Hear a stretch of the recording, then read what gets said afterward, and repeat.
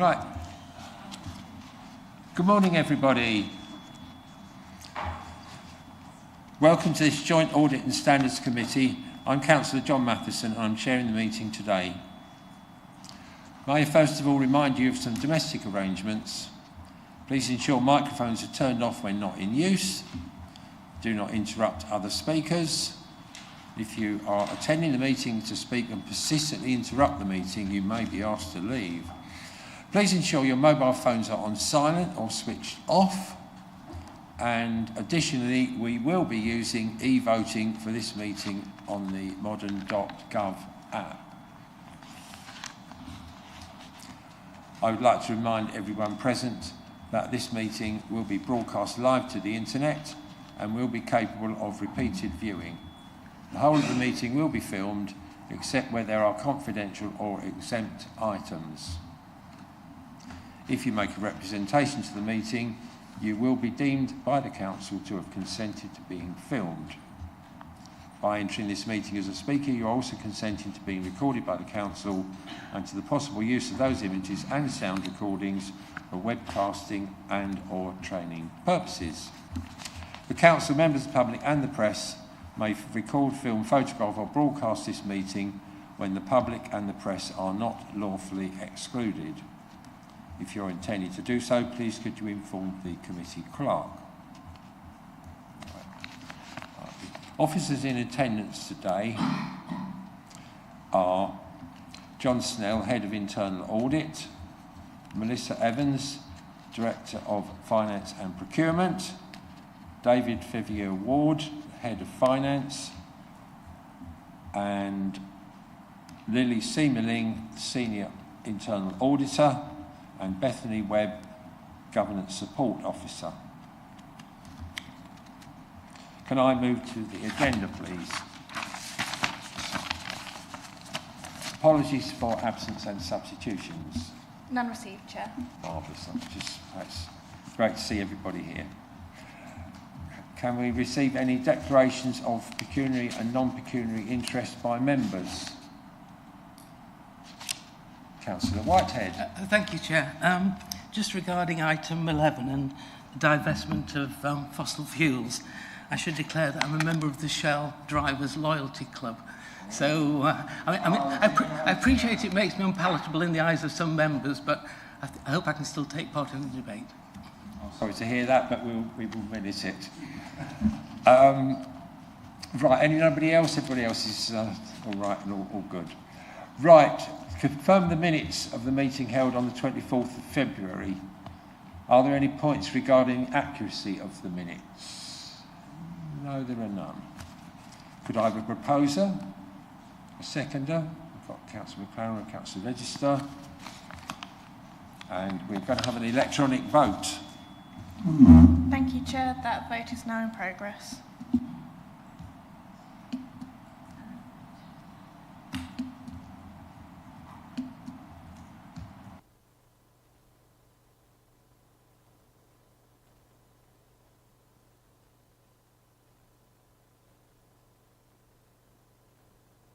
Thank you, Chair. That's 7 votes for and 3 abstentions, so that's carried. Right. Have we got any petitions in accordance with the Council's petition scheme? None received, Chair. Right. Any questions by the public? None received, Chair. Or from councillors? None received, Chair. Right. Now, I think I completely forgot to introduce our 2 guests today. I'm terribly sorry about that. I jumped past them. We welcome Fiona Rowe, who is a director and of the Internal Audit Association, and Elizabeth Mendy, who is an audit manager. We'll be referring to them as the TIAA in future. Thank you. Right. So if you would like to present your address to the committee. Yeah, thank you, Chair. So the report I'm going to be presenting today is the health and safety report, which gave a limited assurance Initially, I just want to, I'm going to give more of an oversight and then sort of an oversight of the recommendations, just to really highlight the key areas. So firstly, there has been significant improvement on how health and safety training is managed at both councils since 2023, when a consultant was brought in to focus on this as a priority. A health and safety manager has been employed to create a solution, and there has been significant progress made. As I mentioned, it is a limited assurance report, and it's really around the first recommendation, which is the key recommendation, with a further 2 recommendations, which is one is a medium priority and one is a low priority following that. So really just to go through the urgent recommendation. The key message that's coming out of this is that training, for health and safety training, is either not fully undertaken or is only undertaken in part or not at all, and there isn't having that sort of embedded process to make sure that that happens. So we've raised a recommendation around how the processes are embedded to enable training to be completed and monitored, including adding staff to the, I won't try and pronounce it, I'll just, IHASCO system, following on an outstanding training and sort of including temporary staff as well. There has been significant action that's been taken since the recommendation was made. The councils have introduced progress and guidance and processes, and then the actual system now sends out reminders as well. As I mentioned, there's 2 further recommendations. The second recommendation is around risk assessments, and making sure that risk assessment testing is undertaken as this wasn't previously required. And that's all really on the health and safety training. It was identified things like litter picking on verges alongside carriageways that were raised as risks, didn't then fall through into the health and safety training programmes. So we have made a recommendation around the sort of identifying health and safety training as part of the risk assessments, along with software to record the health and safety training. And then the third recommendation, sort of there was an issue around sort of not agreed compliance rates for health and safety training. Where would be the cut-off line, and how would that be sort of embedded to make sure it's monitored? And that was around the introduction of KPIs, so that they can actually assess what level of training is expected to be completed, and when it falls below that line, obviously further action can be taken. So I was really just highlighting those items in the report, but I'm happy to take any questions. Right, members, have we questions for that presentation? Everybody very quiet. Anything particularly? Yeah. Has Mr. Snell got any particular comments about those various recommendations? I think that'd be quite interesting to hear. Yeah, thank you, Chair, and good morning, members. No, the process that we adopt and work with very closely with TIR, so initially the brief is signed off. So if I give it a bit of context in terms of how this all gets led up to the final report, is that obviously it gets approved within your internal audit plan, which you guys sign off. Then I obviously liaise with TIR. We then come up with a recommended briefing note in terms of the scope and methodology of the work to be undertaken. TIR then make contact with the key officers, which they've done in this case. A draft report then comes across my desk. I have a look at it. I sign it off if I'm happy. If I'm not, then we would then discuss some of the issues that I may have. Once I've signed it off, they will have that draft exit meeting with the key officer. They will then provide management responses to that, and it gets issued as a final. And again, I get sight of that. As you recall, because this was a limited assurance and it's only a very, very recent audit, I thought it would be prudent for TIR, Fiona and Elizabeth to come here today and present that to you. One, you get to see their faces, and 2, you get an understanding of the report and its contents. As far as I'm concerned, yes, the report was very true and honest, and as Fiona's pointed out, there has been a lot of good work that's been carried out in terms of the implementation of those recommendations. So there's been a reciprocal arrangement with management, identifying and agreeing with those recommendations and moving forward in a very positive way.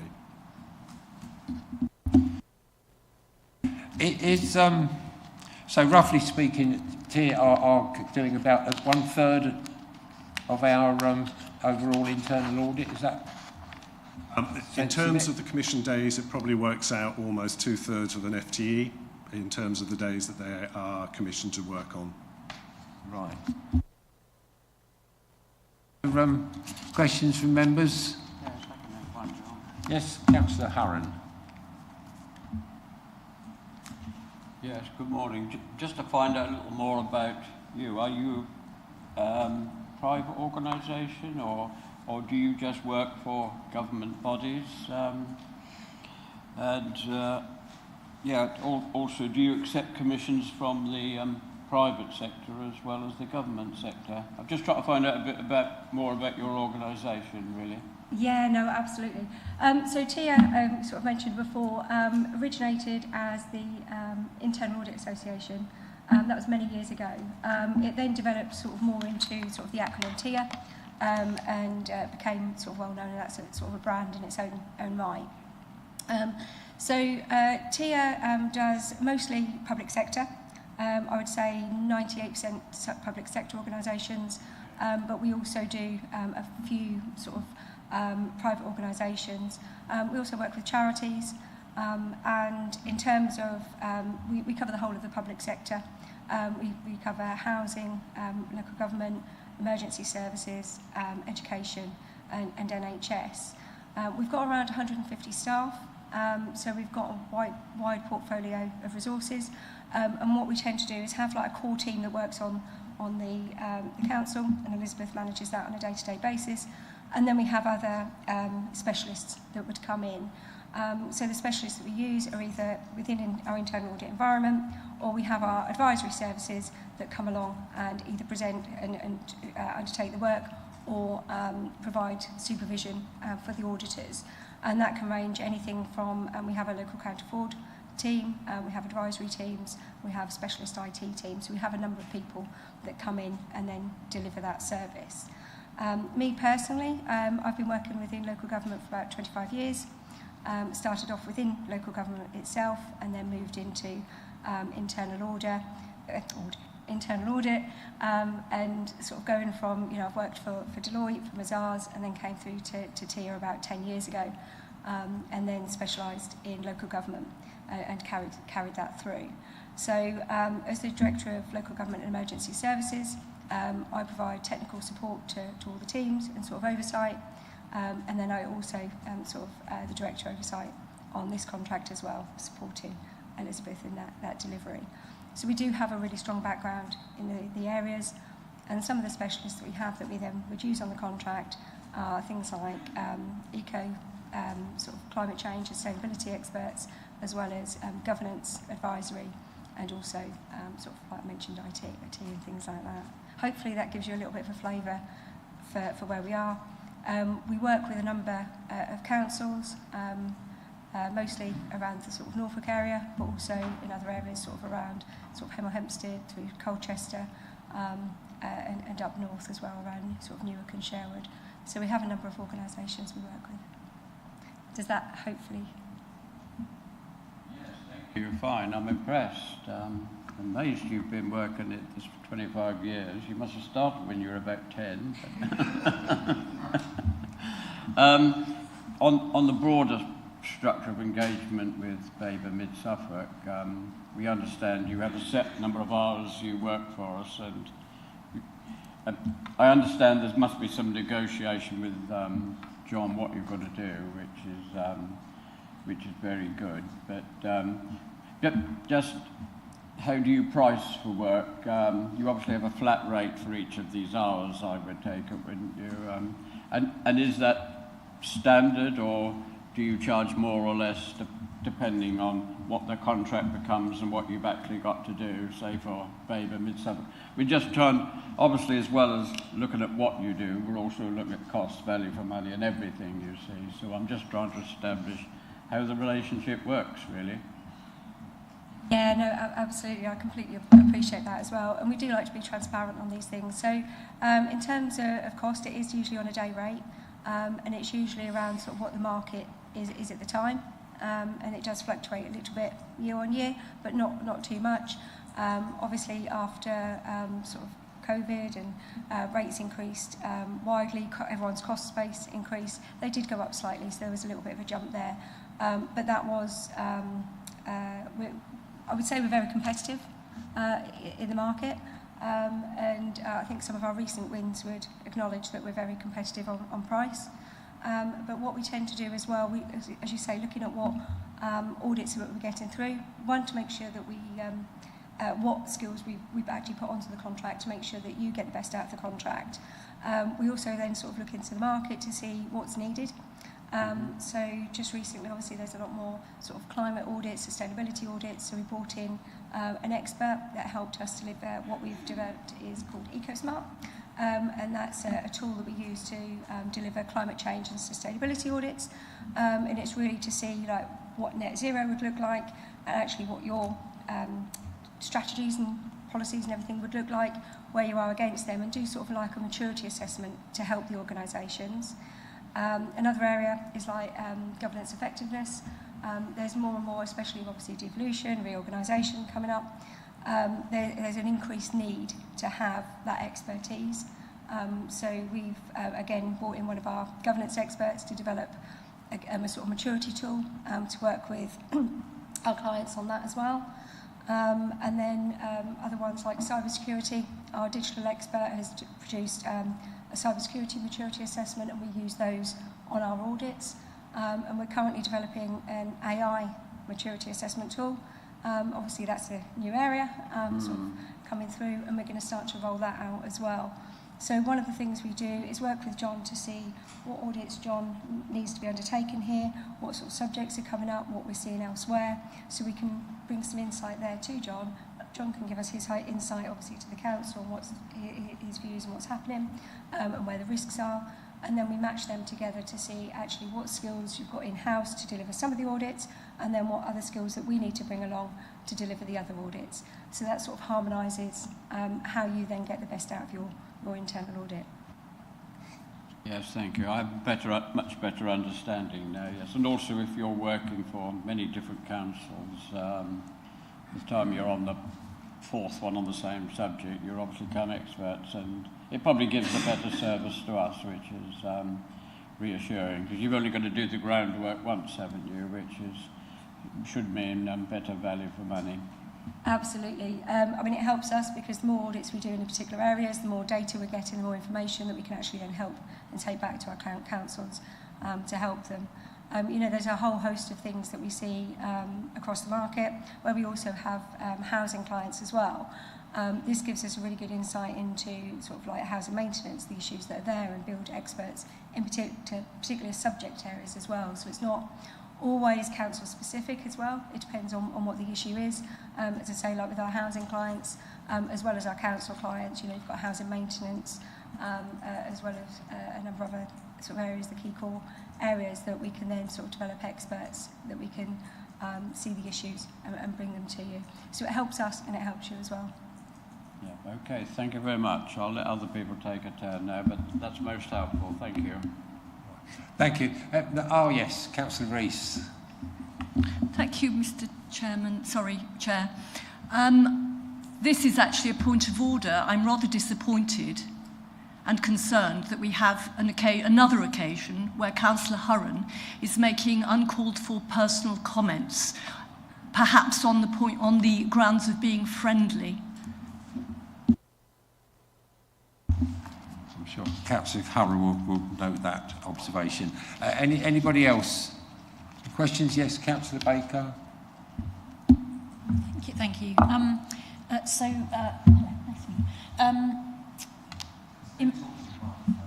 Trying to turn around here. In my experience, when you have external providers, it's really difficult between the councils to understand sort of what the external providers are covering and what the council is sort of covering within its internal teams.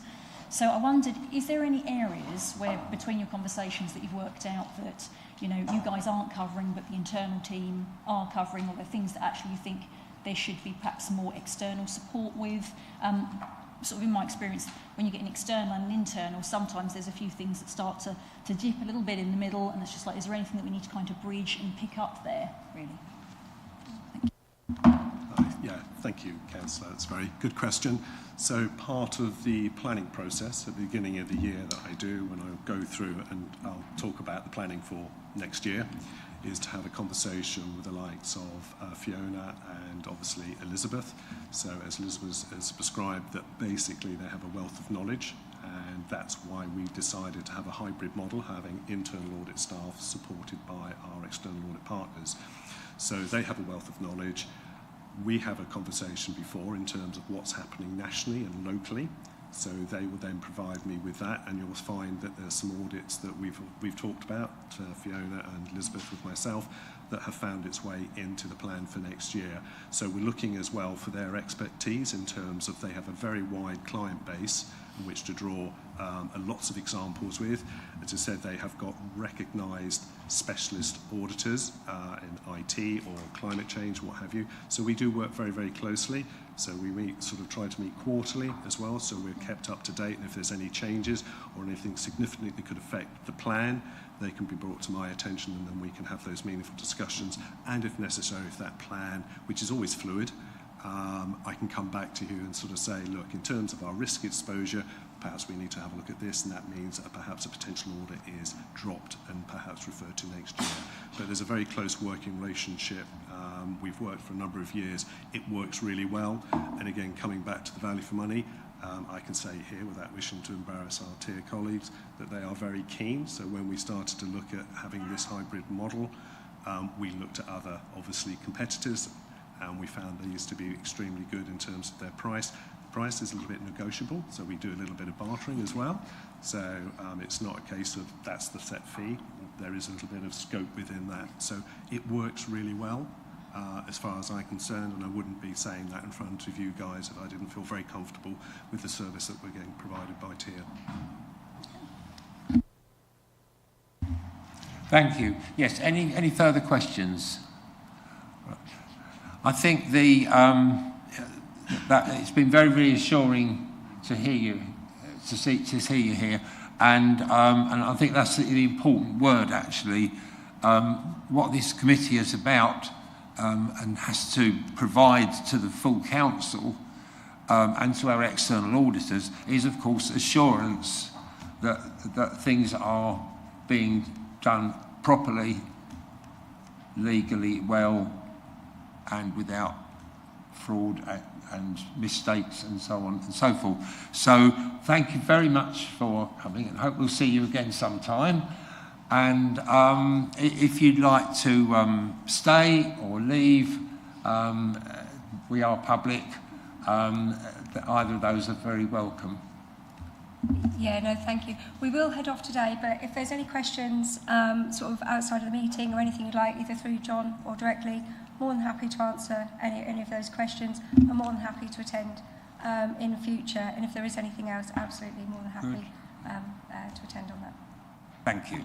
Thank you. Right. Thank you very much. Just a point as well, Chairman. I'm just going to see our colleagues out, so if you could just bear with me for 5 minutes before we sort of get back to the next report, if that's okay with you guys. Give ourselves a moment.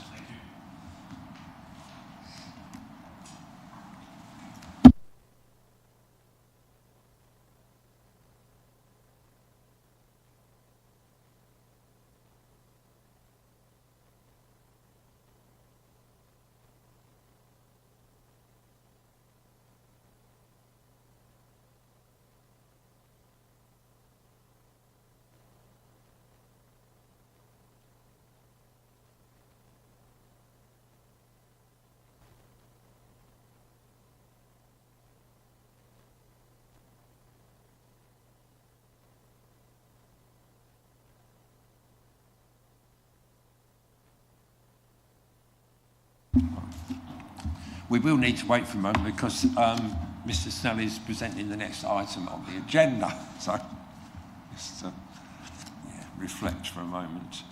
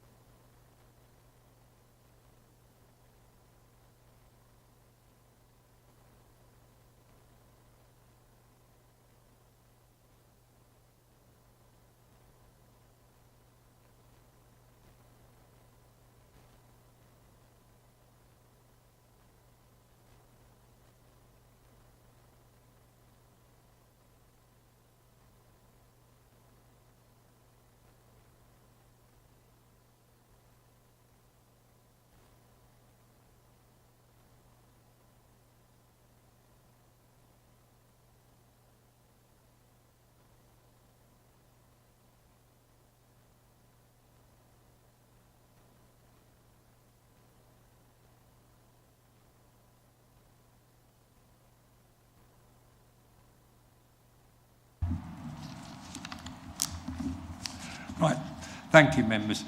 I now move to managing the risk of fraud and corruption annual report. I'd like to invite the head of internal audit to introduce the report to the committee. Good morning, councillors. My name is Lily Seemling and I work for John Snell. I'm a senior auditor for Baber Mid Suffolk, and I work together with Tia to provide the audit assurances. I take the lead on preventing fraud across the councils. So we've produced an annual report to take you through the state of play at the moment. So internal audit, we do provide advice and support to the rest of the businesses, the organisations, but the detection and management of fraud lies with each service area, not internal audit. We do provide support. So the importance of managing the fraud and corruption in the councils is that, based on the public sector fraud authorities estimates, the fraud and error cost taxpayers 55 billion to 81 billion last year, so that's 2023 to 24. Luckily, we haven't had a lot of fraud within our councils, so I'd just like to take you through the last 12 months. Sorry, bear with me, I'm just making sure I'm looking at what you're looking at. So within the audit plan that John manages, we do have an allowance made for providing this support to the business. We pull together this report with each service area's information that they provide to us. We work with National Fraud Initiative, which is commonly referred to as NFI, and we do money laundering training, and we work with the businesses to make sure they're aware of common frauds and scams that are going across the national spectrum, really. So if I go through some of the statistics that we have. So in the money laundering training, we've got an e-learning module, and out of the 229 officers that would most commonly come across opportunities to identify money laundering activities, 16 out of 229 officers have undertaken that training, and we are working with the remaining 7% of staff to complete that training. We also have a fraud portal that we have been running now for a few years. We work across with Suffolk County Council as well, but the ones that we receive directly, we've had 20 at both councils in the last 12 months. I'm pleased to say that none of the allegations or concerns that has been reported has proven to be correct, so we have not identified any fraud in our investigations.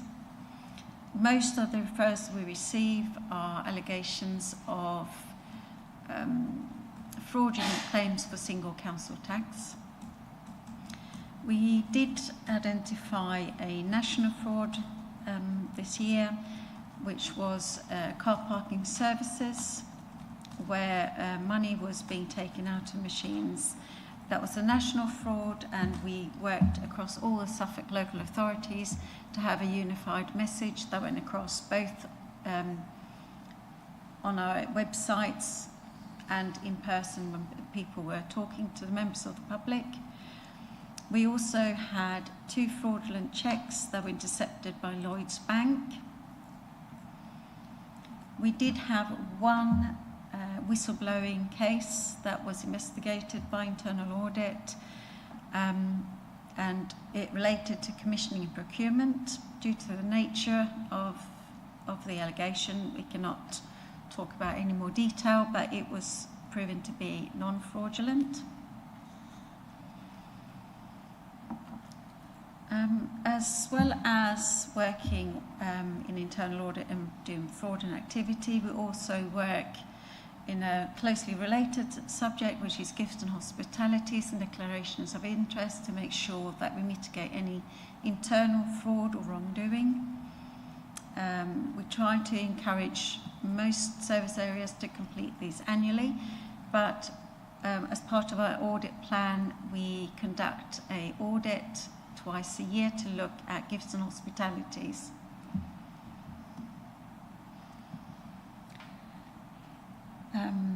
So we work also very closely with our shared revenue partnership, who manages the single council tax for us and also benefits. And in the last year, they identified £8,125 worth of overpayments for BABA, which equates to 53 cases, and £3,295 of overpayments for Mid Suffolk, which equates to 49 cases, and they were classified as claimant errors. So we receive 40% subsidy back from central government for those. They removed 221 single resident discounts for BABA in this financial year, in the 24-25 financial year, which equated to £115,400. We also removed 236 single resident discounts for Mid Suffolk, which equated to £116,800. We work closely with our counterparties in other local authorities where we share best practice and national frauds. We also work with the National Fraud Initiative, which is a national activity where public and private sectors upload customer data, which we have informed all our customers ahead of time that we would use their personal data to prevent fraud. In the recent activities that we have undertaken, NFI identified that we had some creditor errors. There were worth 37,400 for BABA and 17,400 for Mid Suffolk. I have to say, though, that most of those errors were discovered before the matches were identified by NFI, and work is being undertaken already to recover those debts. I'm pleased to also report that we have no housing tenancy or right to buy frauds identified this year.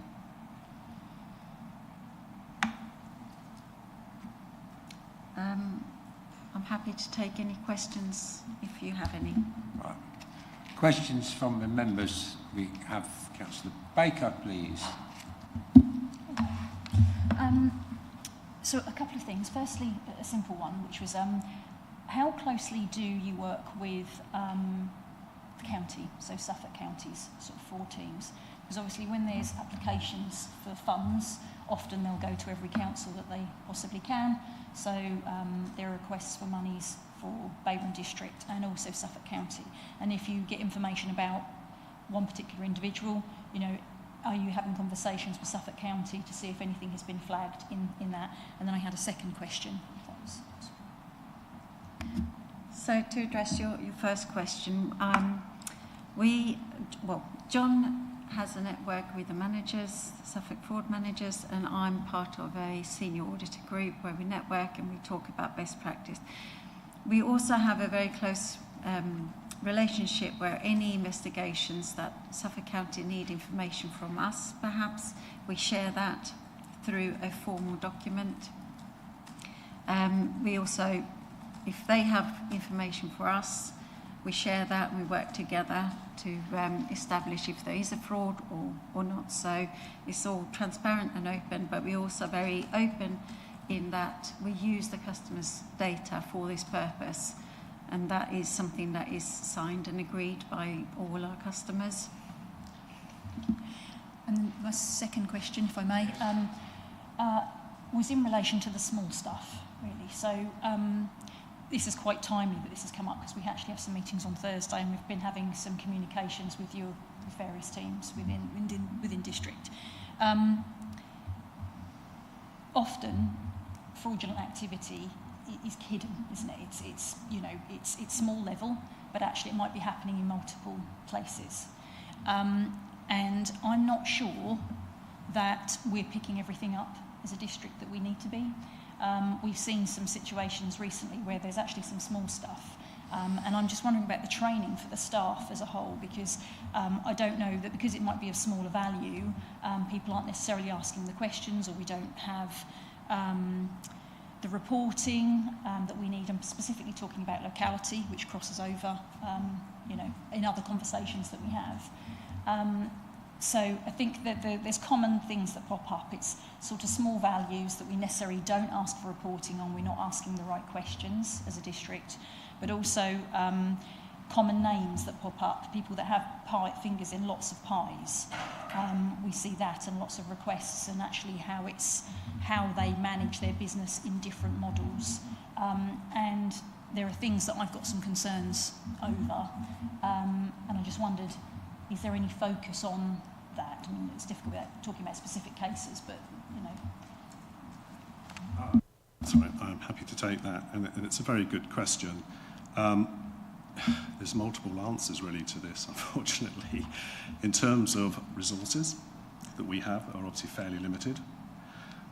As Lily has pointed out in her introduction to this report, assurances, internal audit is one assurance.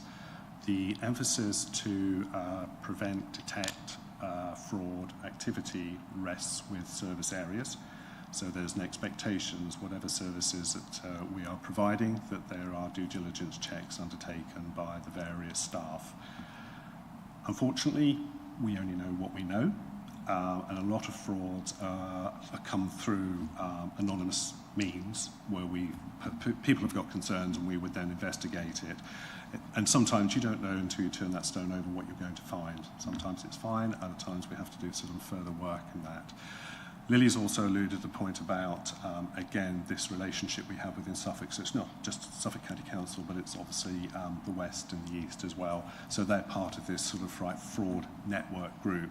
So if there were concerns generally, we would feed that right across, and that's that sharing of information. If you have genuine concerns about some of these smaller items, I'd very much like to take it offline to see generally what those concerns are and whether we can help either from an internal audit point of view or whether there's some further training for officers to undertake. I know housing undertake a lot of housing checks, particularly with new tenants in terms of identification checks that they do to make sure they are legible and they are who they are. We have money laundering checks as well. That's part of the training that we undertake. But certainly I would happy to take an offline conversation to see whether we can actually help allay your fears or whether they actually are founded and we need to take some further actions within the service areas that you might have concerns with. Thank you. Yeah, Councillor Rowe, please. Pretty much following on from Councillor Baker's question, probably because we've had the same conversations within our Staymarket group. But what training is there for councillors? Because with both locality and through some of the grants we give where kind of councillors are involved in the decision-making process, it'd be useful to have some training.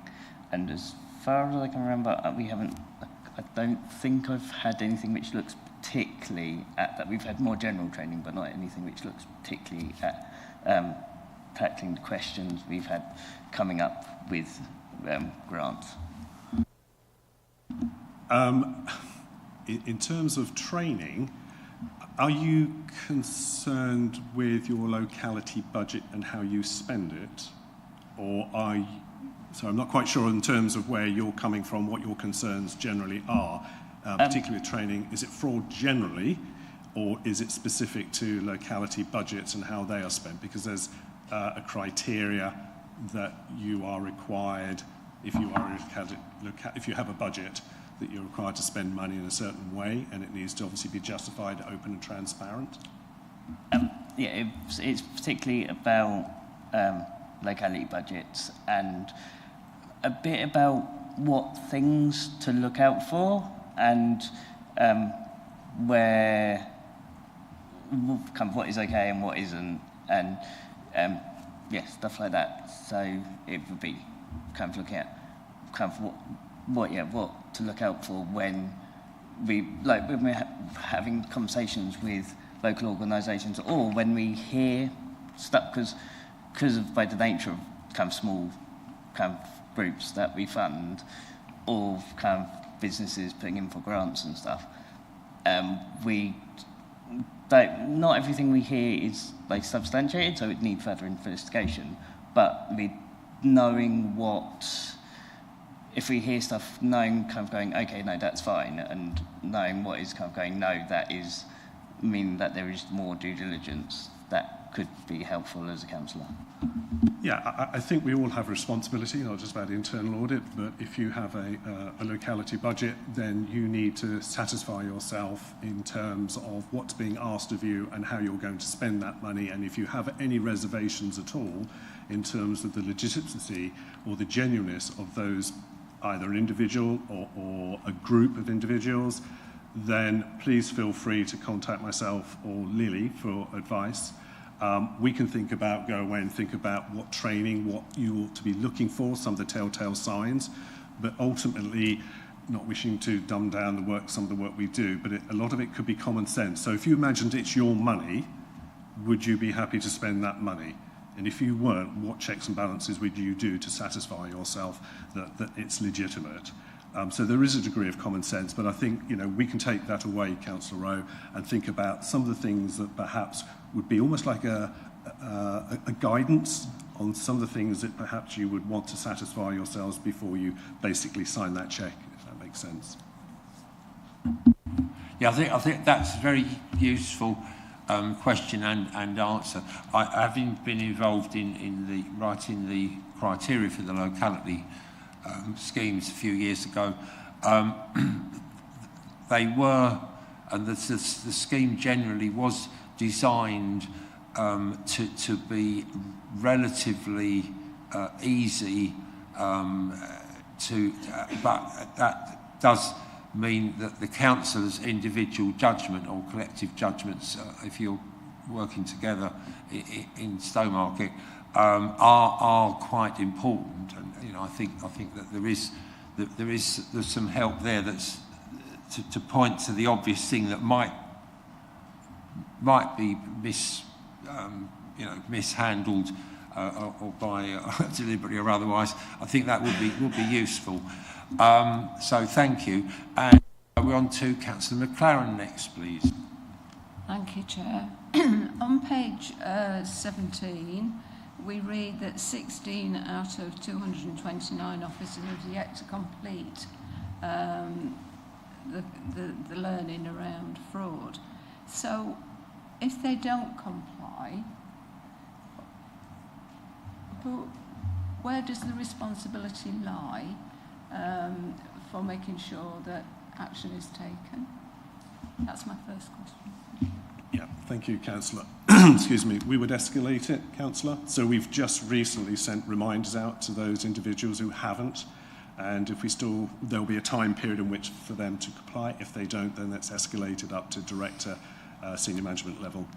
It's a bit naming and shaming, which I don't like doing, but if we've made every attempt to try and bring them to the table to actually undertake the e-learning module and they haven't, then obviously we need to get a little bit firmer, a bit more assertive with those individuals. So we'd be raising it through SLT. Thank you. Yes. Councillor Register has a question. Sorry, Councillor.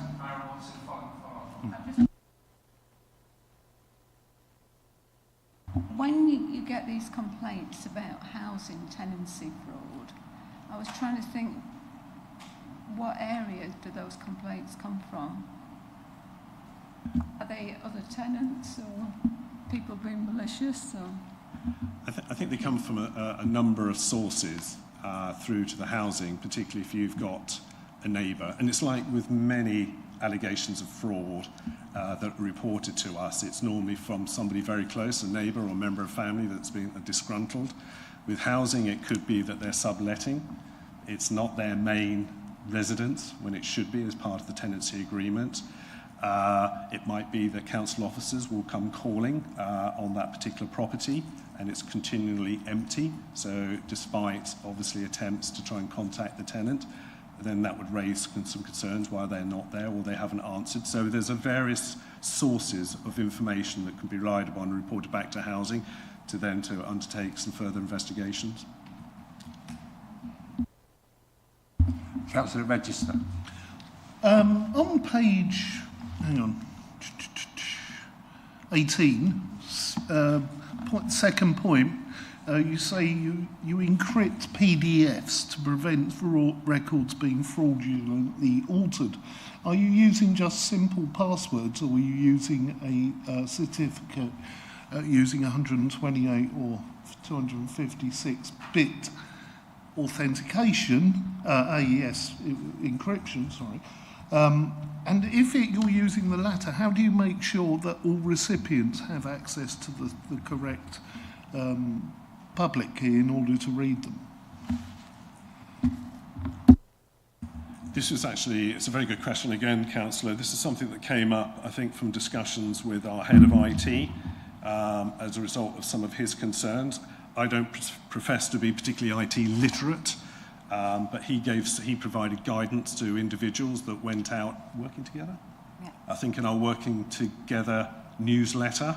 So the expectation was that they would be able to enhance those encryptions, if you like, to prevent or help prevent key documents from being altered, which does happen from time to time. In terms of enforcing that, we don't have the resources to do that, other than we've provided them with the right tools and the right guidance to undertake that. Any further questions on this paper? No? Right, well, I think this is for noting. Got it right? So, I see, yes, we technically we should have a debate as well, if anybody's got anything to raise further than the questions that we've had. Anybody? Councillor Rowe. I'm just wondering whether my question can be turned into a recommendation that there's training for councillors with fraud and locality. Good. Does someone like to support that suggestion? Yes, Councillor Baker, thank you. Right, if we can add that one in, that would be good. Any other further debating points, members? No, absolutely not. If I could have a proposer and a seconder then, please. Whoops, we've gone here. Councillor Rowe, Councillor Register. And we'll just give Bethany a moment.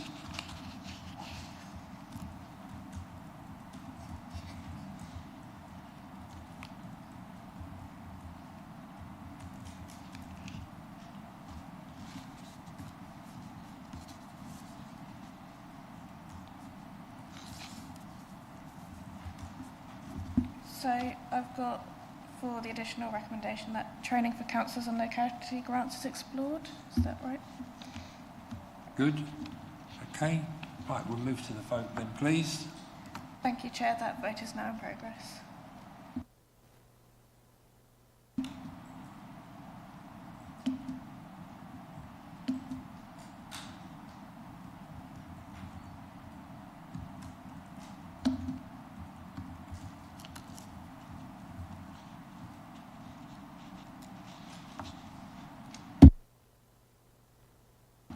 Thank you, Chair. That's 10 votes for. That's unanimous.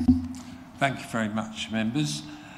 Right, we now move on to JAC 2436, the internal audit plan for the year, and that's going to be 25-26, I think, not what it says on the papers. Right, I'd like to invite the head of internal audit to introduce the report to the committee. Thank you, Chair. Excuse me. So the purpose of this report is to provide members with details of the audit plan for 25-26, the scope of the audits to be undertaken, and the corporate activities that we've supported through the work of the team, and that also obviously includes TIR as part of that. The standards, I'm going to be talking a little bit about the global internal audit standards in the next paper, but just to say at this point that the plan has been developed to ensure that it delivers against these new standards, and it covers the number of activities which include governance processes, ethical values, that's being the openness, honesty and accountability, integrity, not only of data but individuals, both members and also staff, information technology, risk management and fraud management, which Lily has just talked about. The planning process also recognises that the councils are still striving to improve services and use innovative approaches in delivering services against a backdrop of reducing funds, and therefore have directed resources using a risk-based approach to maximise the effectiveness of internal control.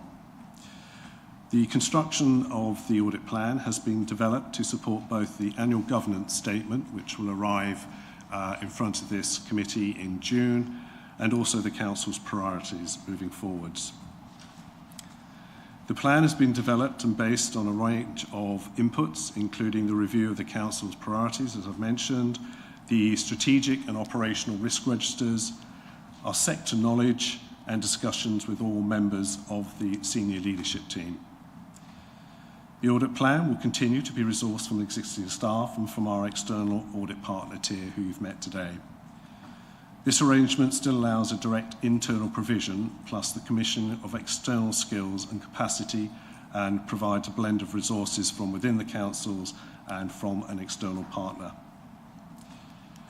The internal audit plan provides the mechanism through which myself, as the head of internal audit, can ensure most appropriate use of internal audit resources to provide a clear statement of assurance on risk management, internal control and governance arrangements.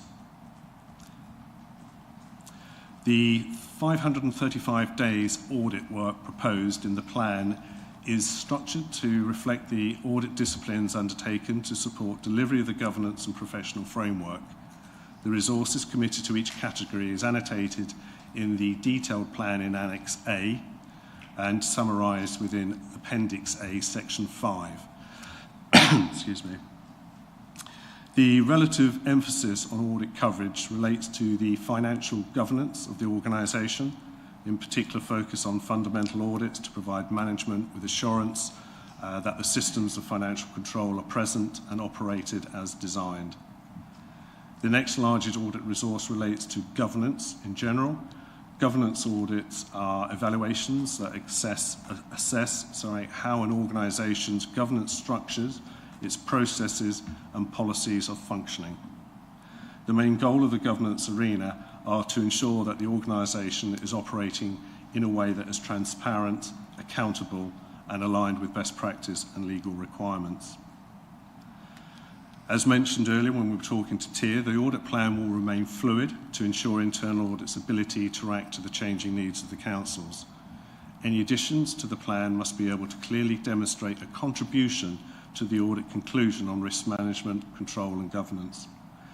Any significant changes to the plan, including advisory assignments which invariably will come from senior management, will be transparently reported to SLT and this committee during the course of the year for noting as part of the normal reporting arrangements. The plan is therefore a statement of intent. In conclusion, it's my opinion that the resources that are currently available are sufficient to perform the work necessary to deliver the annual internal audit opinion and report which feeds through to the annual governance statement. There are no additional audit-related matters that currently need to be brought to this attention of this committee, so happy to take any questions you may have. Thank you. Right. Questions, members? Councillor McLaren's first this time. Yes. Thank you. Thank you, Chair. John, you've reassured us many times that you've got enough resources to manage audit. What is the penalty if you don't achieve the resources to manage audit, internal audit, what is the penalty for the council? The penalty is not in any financial terms, it's in more probably reputational and the risk to the council. At the moment, I've had conversations with both chairs and also some members of senior management in terms of resources generally.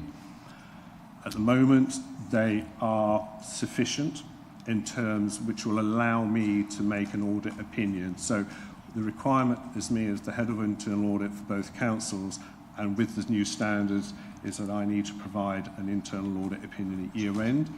And that then feeds into the annual governance statement. If for any reason that I wasn't able to complete a large part of that internal audit plan, then there could be a qualification on my audit opinion with caveats. But at the moment, I'm touching wood here, I've never been put in that position where I've had to qualify the opinion. If there were any risks that I thought that expose the councils, I will be talking to senior management and coming back to this committee for your thoughts.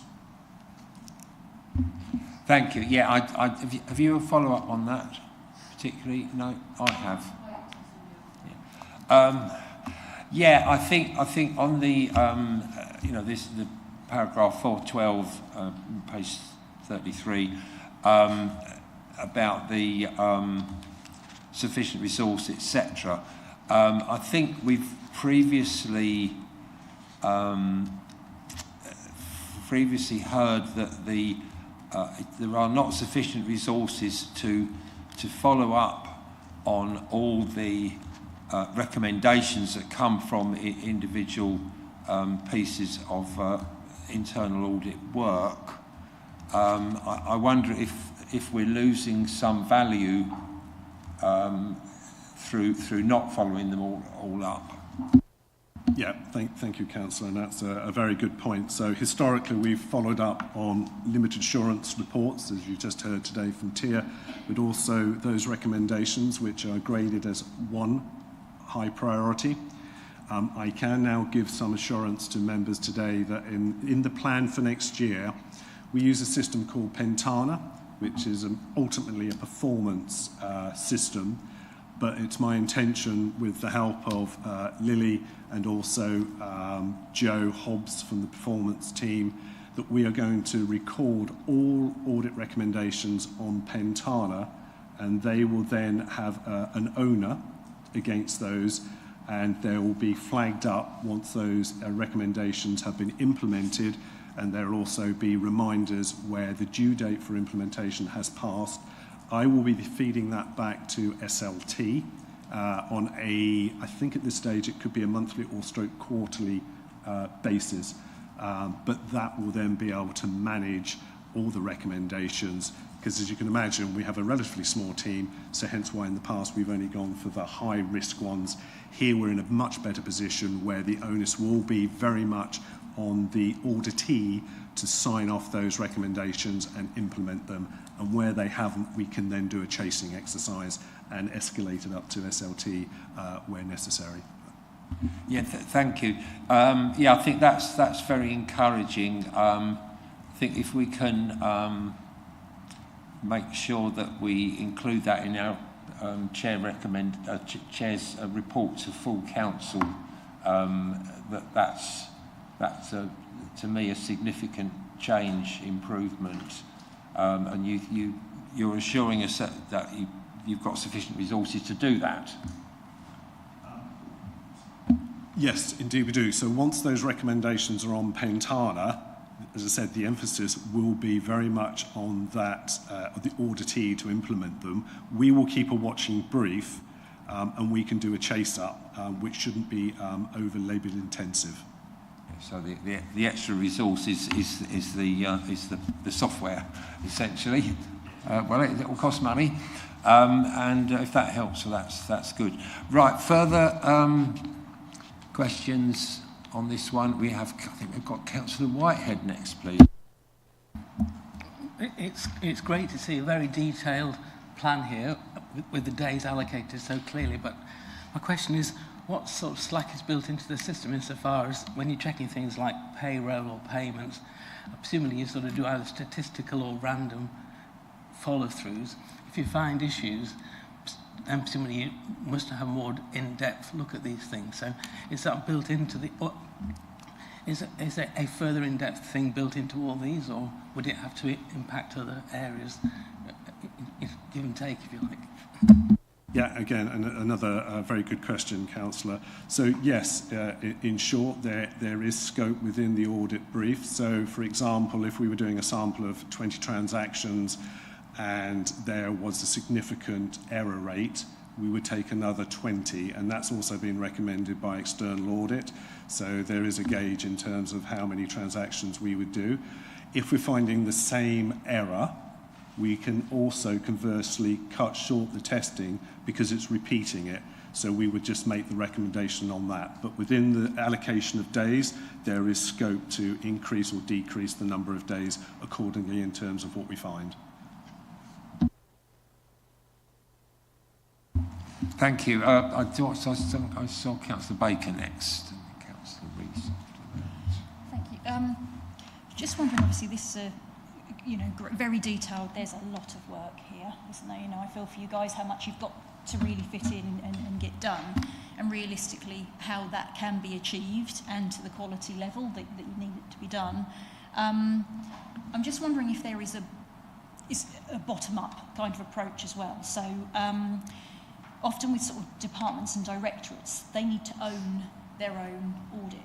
They need to understand what an audit is, what they're going to be asked to do to make sure that they comply, and are they aware that they've got that on their radar? So each of their departments and directors, this is actually, have we been audited in 3 years? Do you know what? No, we haven't. And I've been in other councils where they sit there and they go, good, yeah, no, we haven't been audited, we've got the dreaded audit in a year's time or whenever it is. But actually, it's good to kind of turn that around and for them to own it and know what's expected and actually take ownership, and that eases some of your work as well.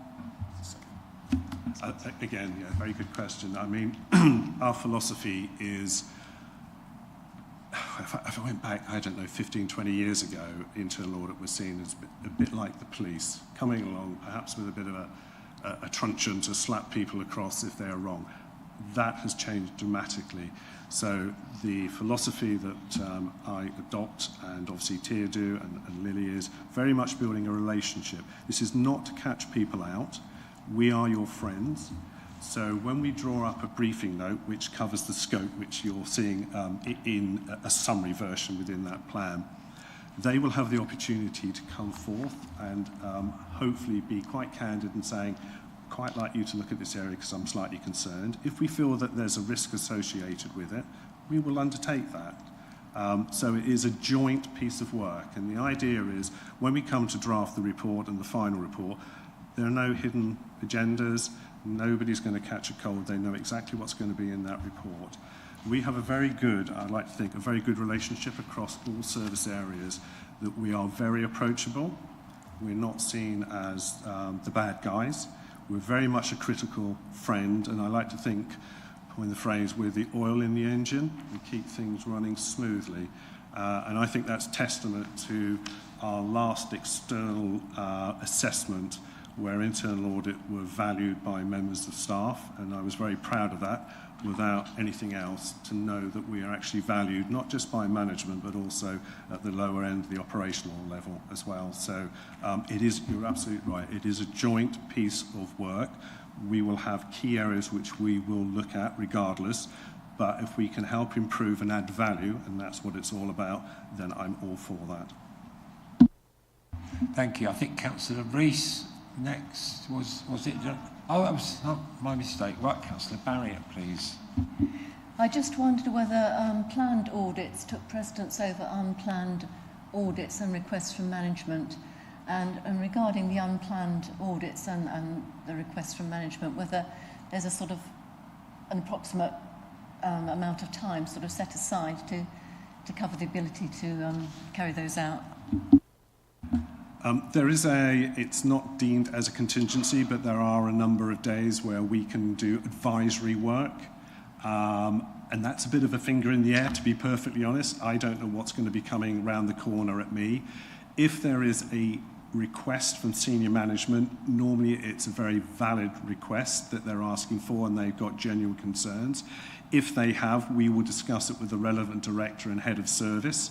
If we feel that the councils or council is exposed to risk, we will undertake a piece of work. I'm being very mindful, and I think I mentioned before, that could have a knock-on effect to the internal audit plan, but the plan is always fluid, and if there's a higher risk for the piece of work, we will undertake that, and something might have to drop down and perhaps then be carried forward into the following year. And if not, I would then be requesting for further help and support from senior management, and I'd look at the Section 151 officer if we needed additional days from tier, for example, that we would have to pay. But there is a process to go through that.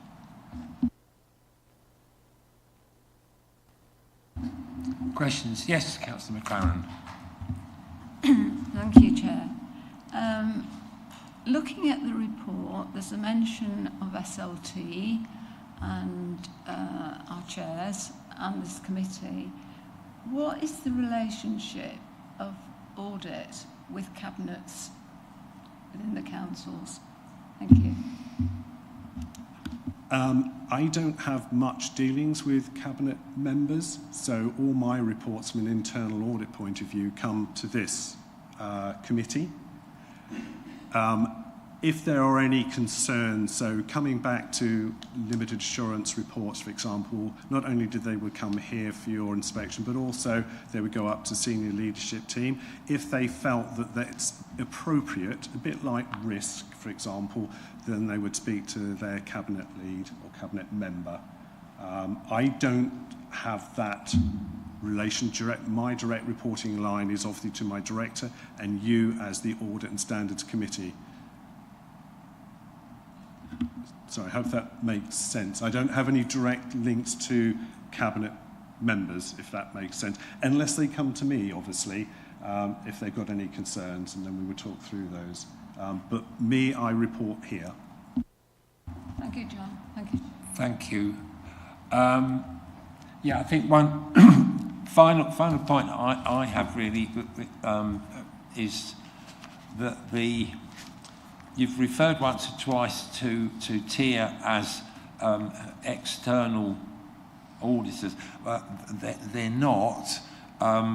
EY are our external auditors. And I wonder whether actually if it might be helpful to consistently refer to them as our agency internal auditors. It's a tricky one. I think that what we've got on the agenda at the moment, it would be reasonable to think that the phrase council's external auditors actually meant EY. Clearly it doesn't, but I just wonder whether we can get a better words to best describe. They are an external audit provider, but I can see there could be some confusion if someone wasn't aware of the relationship that we have with TIA. I can think about perhaps renaming it if it's clearer, if this committee wanted it. I mean, I'm in your hands. If you want me to refer to them as an agency firm that provide a number of days, then that's fine. If you use the particular words external audit that throw the wrong conclusions. I mean, our papers go out to the public and so on as well, and we report to our parishes, and so I just feel as if the right words is informed, defines and understands what we're about. Yep. Happy to have a look at the wording and then change that for future reference.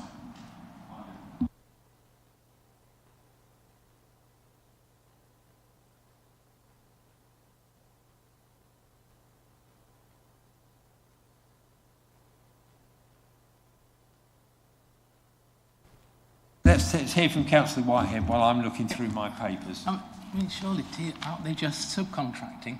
We're subcontracting, aren't we? Or Yeah, that's a better yeah, term, another surely, word. isn't it? Yeah,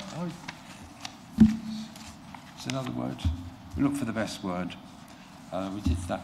Yeah, I think yes. If I may, yeah. The other thing I wanted to explore a little is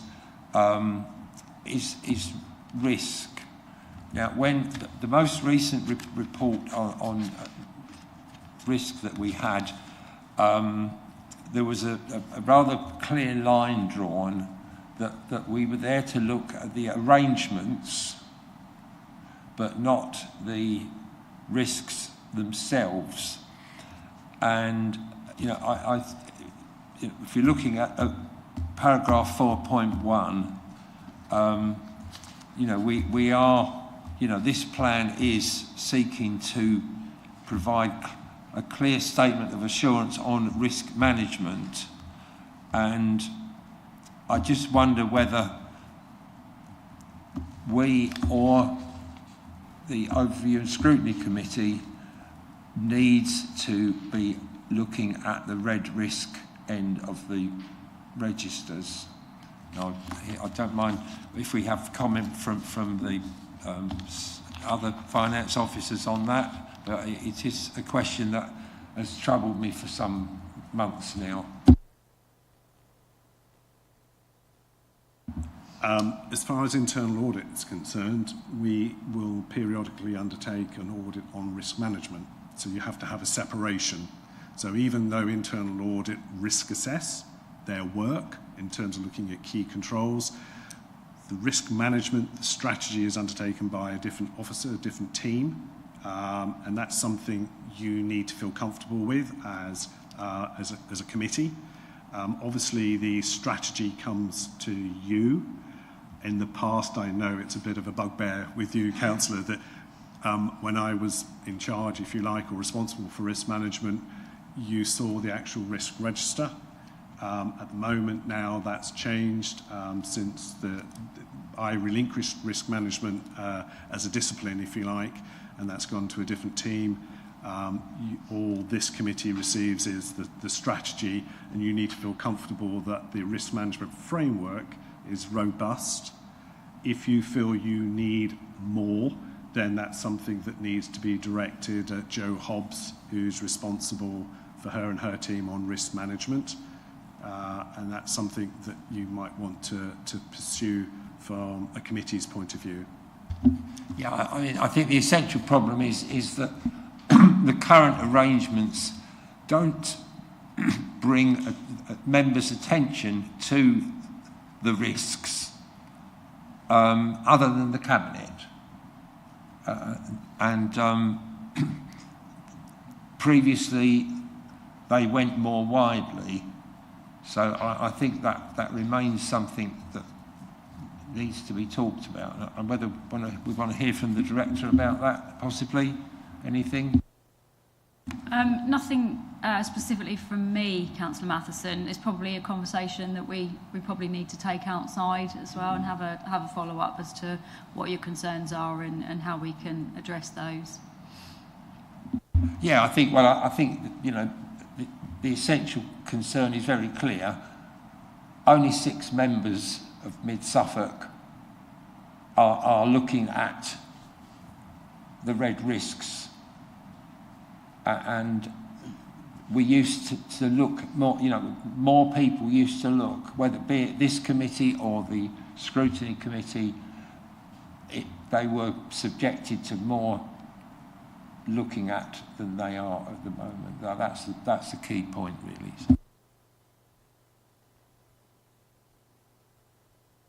Questions? I think are we supposed to have a debate on this? We've had a good old go at it. Yes, we're having a debate. Anyone like to quarrel? Councillor Baker would. Not quarrel, no. So I would like to propose a recommendation to the audit plan, if possible. And the reason for this is that I've seen sort of over the years that all of a sudden people are aware audit's coming, and it's great the relationship that you mentioned, and it's great that that's all sort of changed in that direction. but they're aware that audit's coming, and it's like, right, what do we have to do? What do we have to prepare? What should have we done? And then they look over their systems, they look over their records, and they go, oh, we haven't got that in file, we haven't recorded that, we haven't done this. And it's a rush, it's a panic. And I hope that isn't sort of the case, but I was wondering if we could, and I haven't seen it in here, but if we could have a recommendation that the internal audit team support the directorates or the departments to have a embedded audit check annually, that they, like a preparatory audit check, so that they are preparing regularly for you guys when the time comes. Okay, I'm going to play devil's advocate here. If we give auditees, and I'm not suggesting that they're not very honest and open, they can hide stuff from us. So what you see in front of you is an overview of the areas that we're going to look in. They will not know exactly what tests we are going to undertake. And there's a very genuine reason why we don't, because I don't want them hiding information, shall we call it. I'm not suggesting for a moment they would do, but there could be a sense that we know we're weak in this area, so we'll hide it from internal audit. So that's why it goes through SLT, so the directors know exactly what audits are going to be happening within their directorate. They need to feed that down to the heads of service. They will have a snapshot of what you have in front of you, which is an overview. In terms of that, I don't want to provide any more details to those. And I'm not, as I said, I'm not looking to catch them out, but I also need to have assurance that the key controls and the processes are robust and stand up to scrutiny. So I would not be telling them exactly what I'm going to be homing in on. However, there is still that relationship that we talked about to develop. And I would want to encourage that dialogue. It's a two-way dialogue, that if you have got genuine concerns, please tell us. I'm not going to use it against you. I'm going to help you to support and actually come and resolve a problem that you may have. And you can use the internal audit report to use that to add a little bit of weight.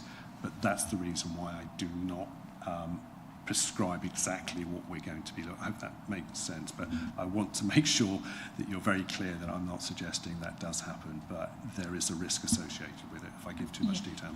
Well, I fully appreciate that, and I understand that's the point of internal audit, that you are sort of checking and finding these things. I think there is a balance to be had, though, and I do feel that, quite honestly, staff in their daily lives, in their daily work, they get behind. They then haven't produced what they need to produce. They haven't represented what they need to represent, and then all of a sudden it's like, oh, we need to do this. We haven't got that, and I feel that there needs to be some kind of a balance, that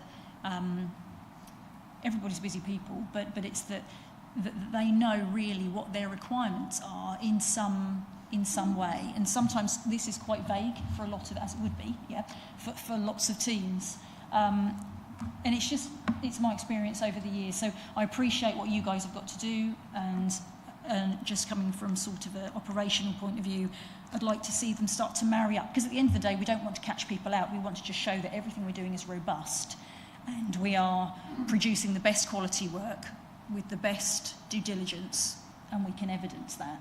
I don't. One further point, if it just provides a little bit of explanation in terms of background, is that once the plan is sort of signed off here today, myself, Lily and Tia will then make contact with those key officers.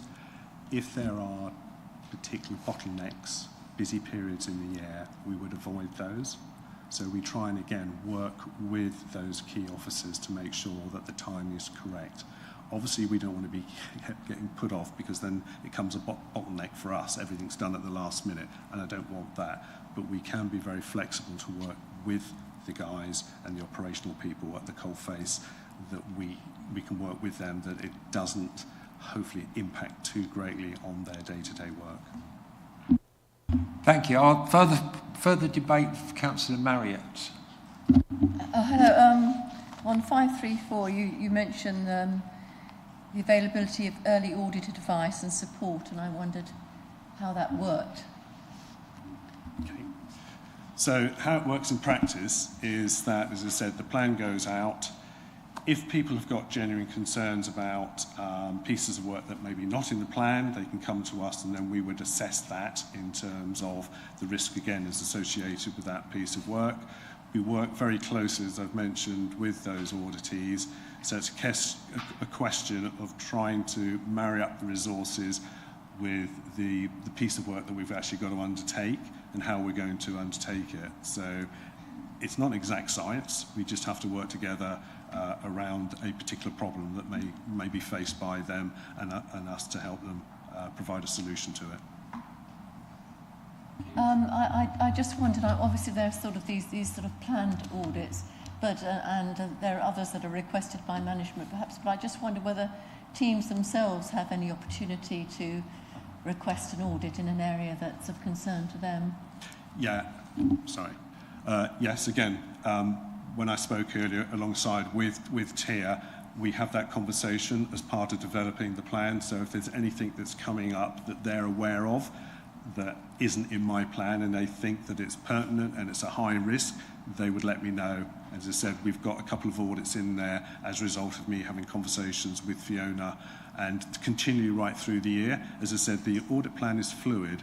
If something comes around the corner that is really high risk and needs to be addressed by the council, we would then make those arrangements to undertake that piece of work. So it is a living, breathing document, if you like, but there is obviously clear structure to it as well. That sounded a bit like another question to me, but never mind.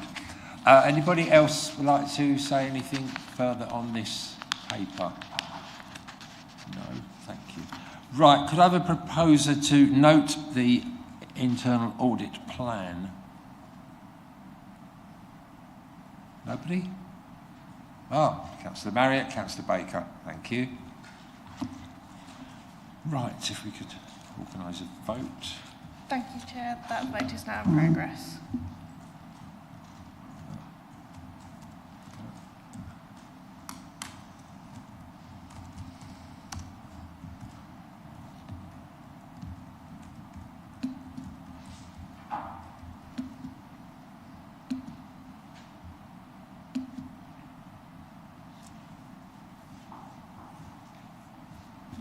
Thank you, Chair. That's 10 votes for. That's unanimous. Thank you very much.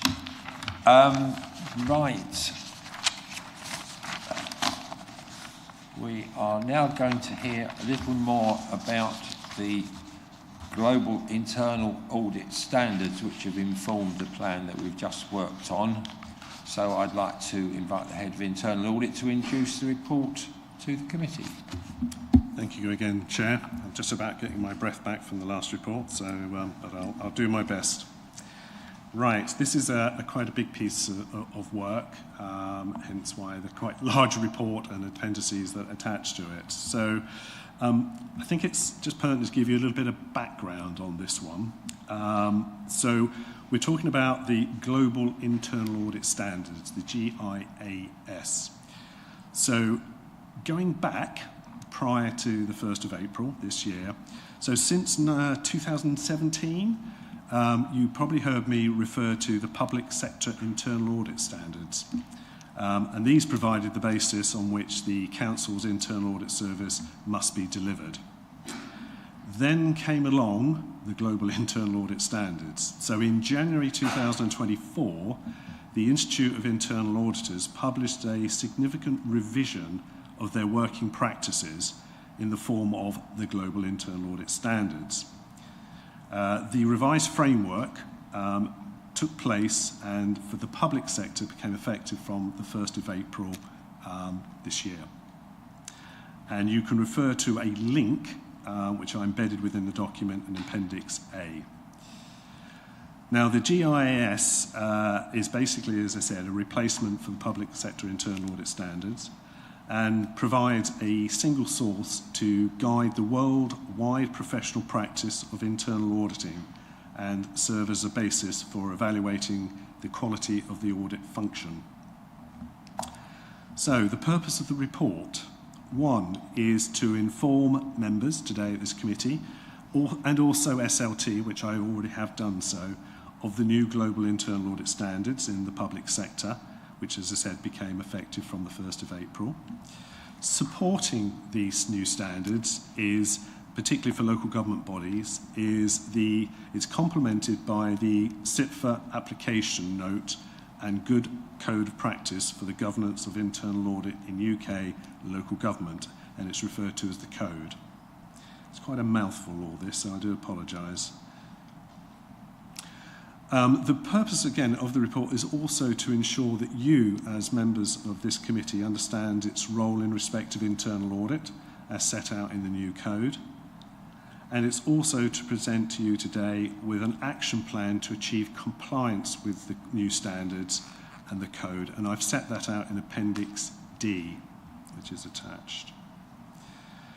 It's also the responsibility for JASC to approve the Internal Audit Charter, its mandate and the strategy for 2025-26. And this has been updated and reflected in Appendix E. Right, going on now to the standards, a little bit more in depth on what these new standards are all about. So the standards are arranged under what's called 5 domains, which incorporates 15 principles and 52 standards. I had great fun doing a self-assessment against this, as you can imagine.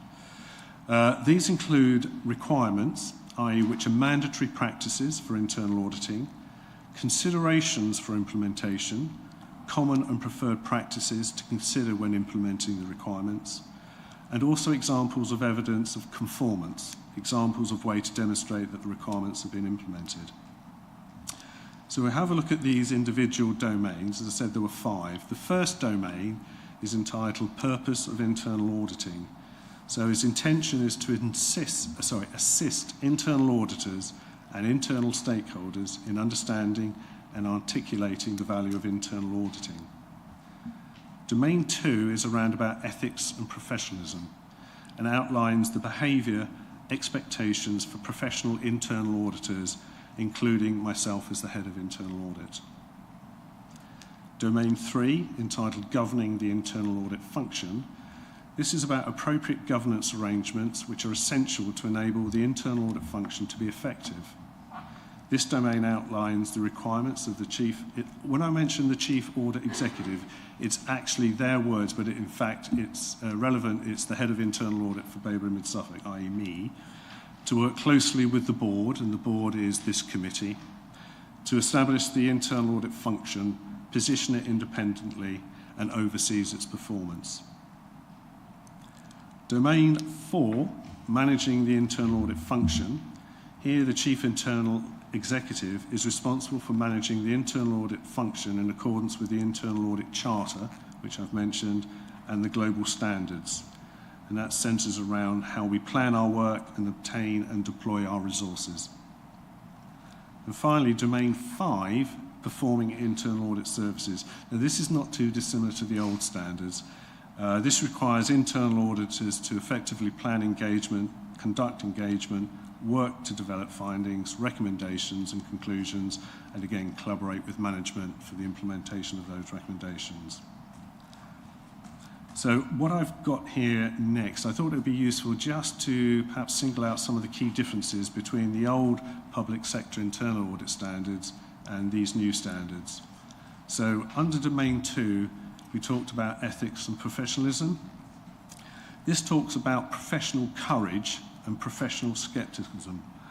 I suppose in plain English that means that auditors need to be brave.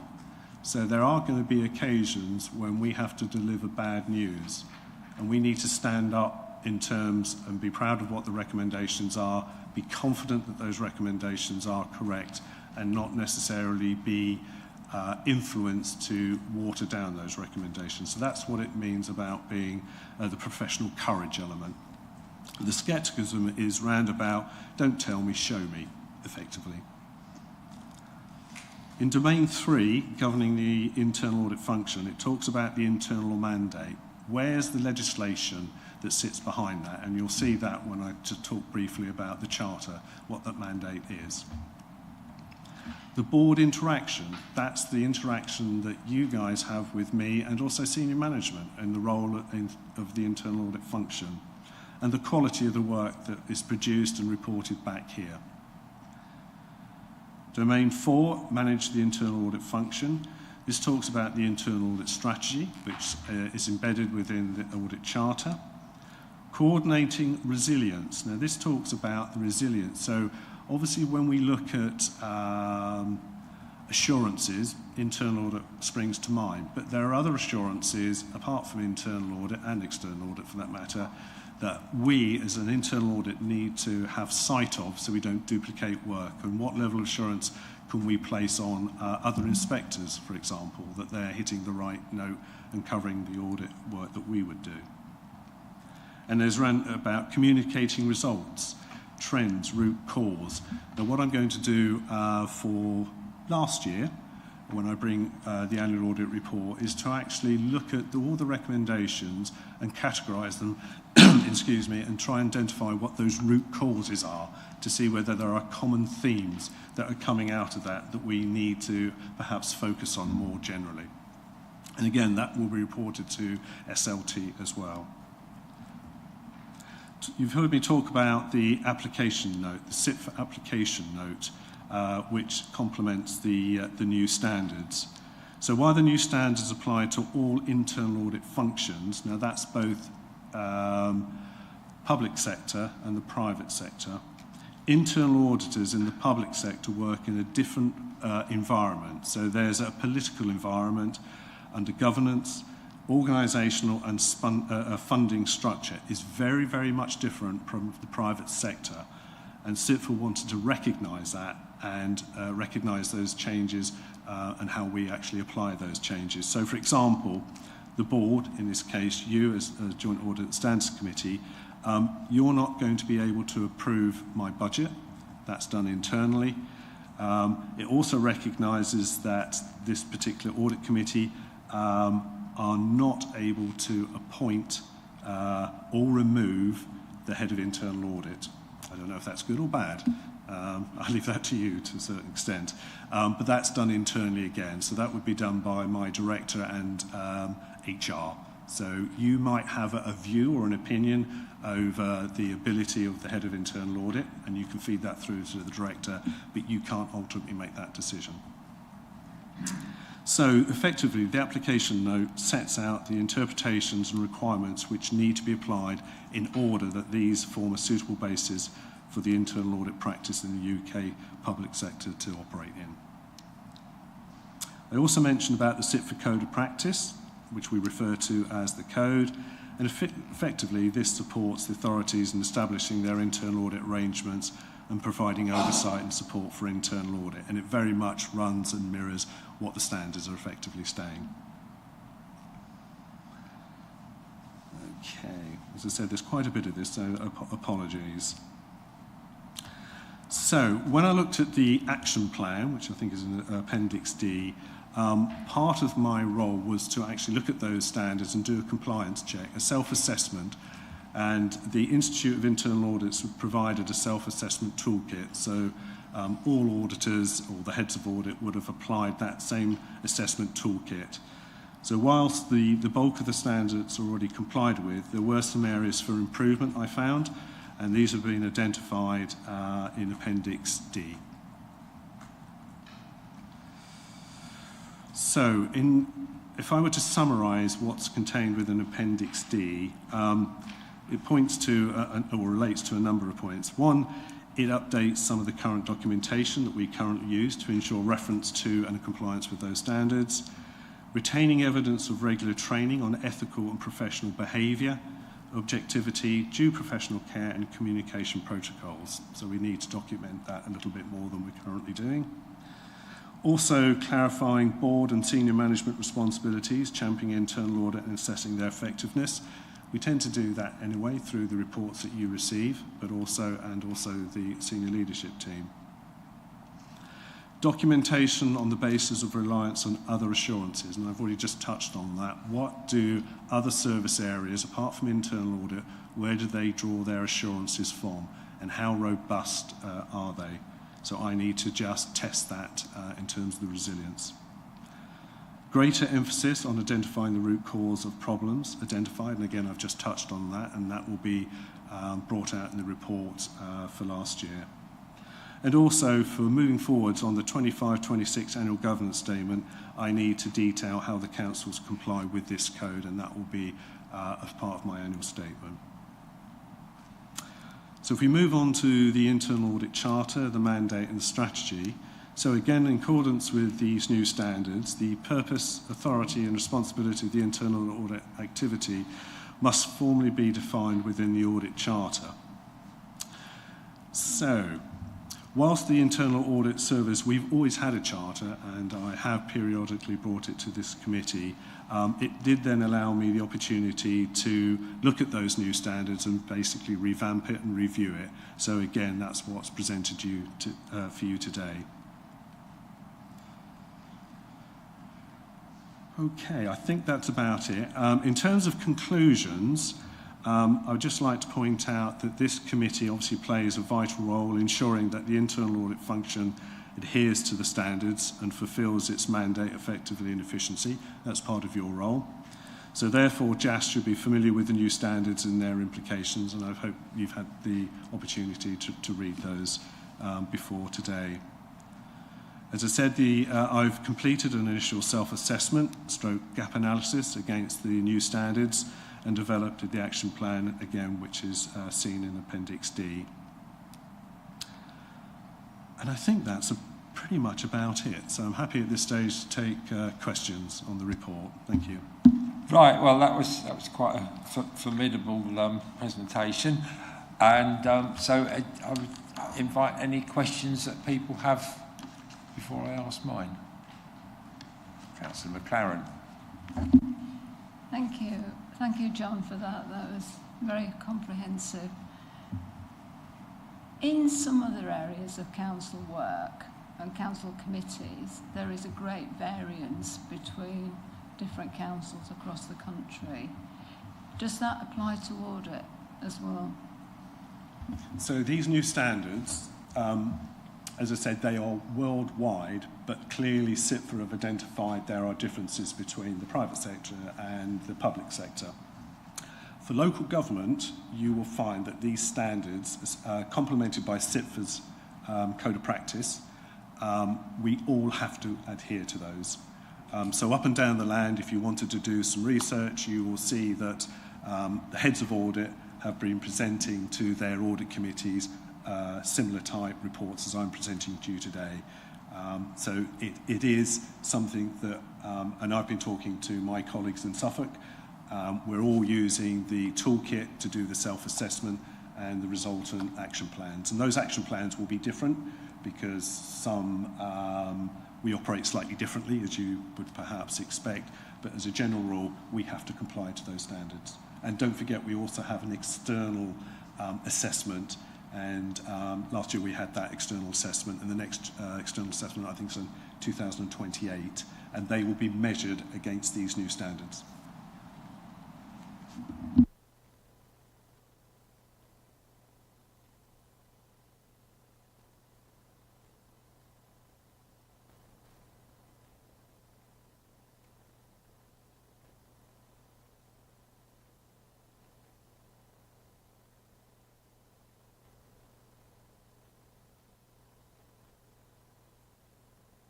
Yes, I'm pleased to report at the timing of writing this report, obviously I didn't have that information to hand when I obviously submitted it, but I can provide you with assurance that all those at the end of March have been completed and have been signed off, and you will see an update in the midterm report that will come back to this committee, so you'll be able to see exactly what I've done and the evidence to support that.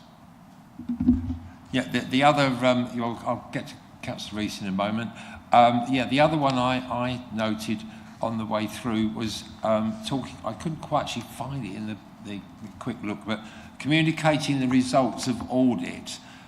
Something I didn't ask on the fraud, etc. report that perhaps I should have done is, are we maximising the publicity value of when something is found amiss, particularly, as I say, referring back to the fraud end of things, because I've always been quite a believer of the old phrase, I won't do the French, but to encourage the others that if you show that this council is enforcing whatever, typically planning matters, it does encourage everybody else to actually comply. And so I think there's some application of that perhaps as well. So you did mention communicating the results. Now that might be largely internally, but where necessary, externally. Yes, absolutely, Councillor. So in the past, not recently, we have actually publicised a couple of high-profile housing benefit fraudulent claims that where we've managed to produce and find enough evidence and taken them to court and have been successful, and they have been publicised within the local press as well.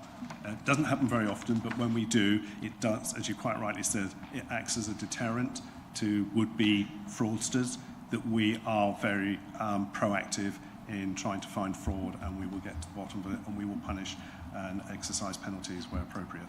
Yeah, and I think I mentioned right to buy in that context as well. It was reassuring to hear that hasn't been a problem in recent times. Councillor Rees, please. Thank you, Chair. Just please, could we just go back to page 47, domain 4? Am I correct in thinking that you said, Mr. Snell, that it's coordinating resilience, not coordinating reliance? It's actually, in fairness, very good question. It's actually a bit of both, but it's just the way that the global standards are actually worded. So we are looking at resilience, but we're also looking at assurance as well that supports that. So it's just not about a service area looking at internal audit to give them a health check. It's what other assurances are built in within that service area. So it's not just us. And where they have other assurances, it might be through inspectors, might be coming along to check their work. I need to have an understanding of what exactly those inspectors are looking at and the results of that will provide assurance for me from an internal audit that I don't need to go into that area and duplicate any work. So it's an element of both. Right, so that's just my misunderstanding an item of jargon, essentially. Right, okay. No problem, no problem. No, so it's me, not you then. Okay, thank you very much. Fine, thank you. Further questions? No, sorry, yes, Councillor Marriott. On the bit about Joint Audit and Standards Committee oversight, on page 64, it's saying about ensure the head of internal audit has unrestricted access to, communicates and interacts directly with the Joint Audit and Standards Committee, including in private meetings without senior management present. I wondered if that had actually ever happened, and would that apply to any or all members, or maybe just the heads of the committee? We used to do it, and it's something that I need to pick up again. So what effectively is that we have briefing, but we would have senior management, as I said, Melissa was there present. What this is trying to do is to ensure that the head of internal audit has almost one-to-ones with the chairs, and I know that we have done, particularly Councillor Hurren, we've had that in the past. We just need to resurrect that perhaps on a quarterly basis. It doesn't have to be a quarterly basis. If either chair, and it's normally done through the chairs rather than the whole group, but if either chairs or you have a particular concern that you wish to raise through the chairs to me, then they can call upon me at any time, as they know and they have done, and just to address whatever issues there are that we need to have a look at. So, but probably we do need to probably formalise at least quarterly meetings as a matter of fact, and then we can do that. It can be quarterly, but as I say, if you need to speak to me, you all guys know that my door is always open, so if you've got concerns, please obviously take advantage of that. Yeah. Thanks. Yeah, and I'd add, yeah, that our door equally is open to members to approach whichever chair is appropriate for them. Thank you.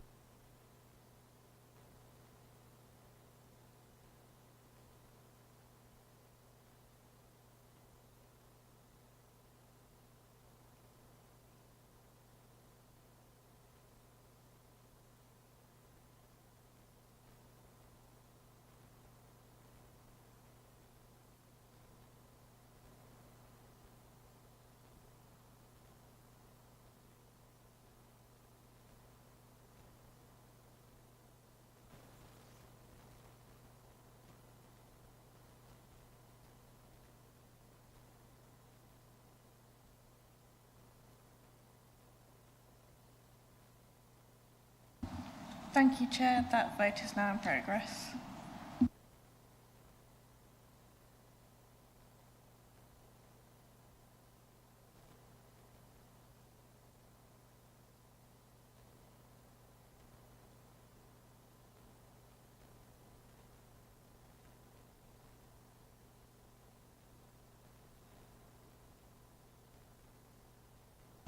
Thank you, Chair. That's 10 votes for. That's unanimous. Right.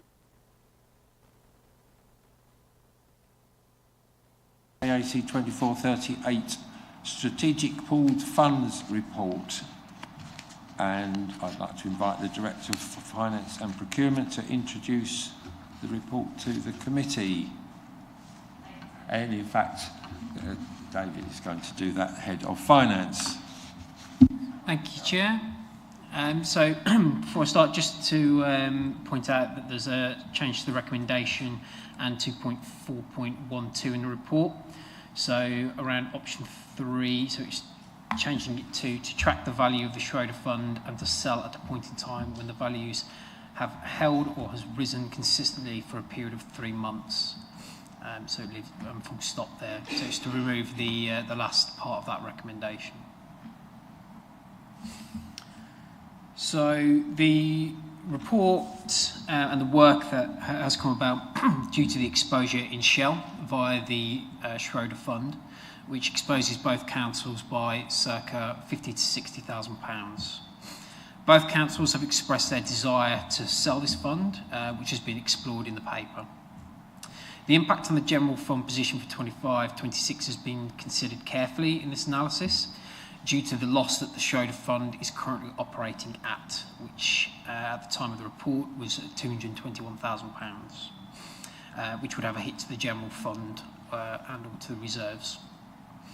There would also be the loss of the dividend income, £112,000, although savings on interest payable, £88,000, would be made. So considering the funds are operating at a loss, it would not be recommended financially to crystallise this loss. So the recommendation in the paper is for option 3, which is to track the fund performance and sell when the values have risen consistently for a period of 3 months. So that is the recommendation within the paper. I'm happy to take questions. Questions, members? Thank you, Chair. I've been keeping my powder dry. I should preface everything I say with, I'm not an accountant, but. So, am I right in thinking that when you balance the dividends received from the Schroeder Fund since inception of £1.03 million against the current value loss on Schroeder of £221,000, the overall balance is still significantly positive? Yes. So overall, if you looked at the funds as a whole, including the dividend income, then yes, they have been profitable. But from an accounting perspective, when you sell that fund, we would take a hit based on the value that it was purchased at, and then the value that it would be sold at.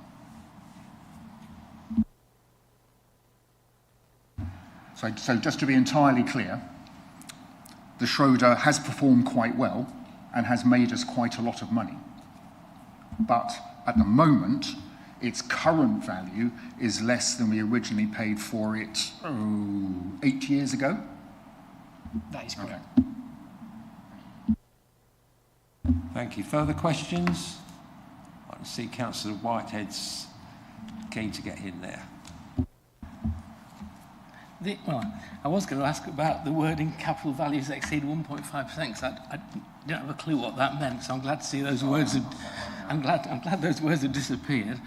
But then we're looking for a time when the values has held or has risen consistently for a period of 3 months. Well, I mean, it's very rare that funds sort of go consistently in one direction for more than 5 or 6 days before they then either go reverse for a day or 2 or whatever. So I just don't understand what is the definition of the word consistently?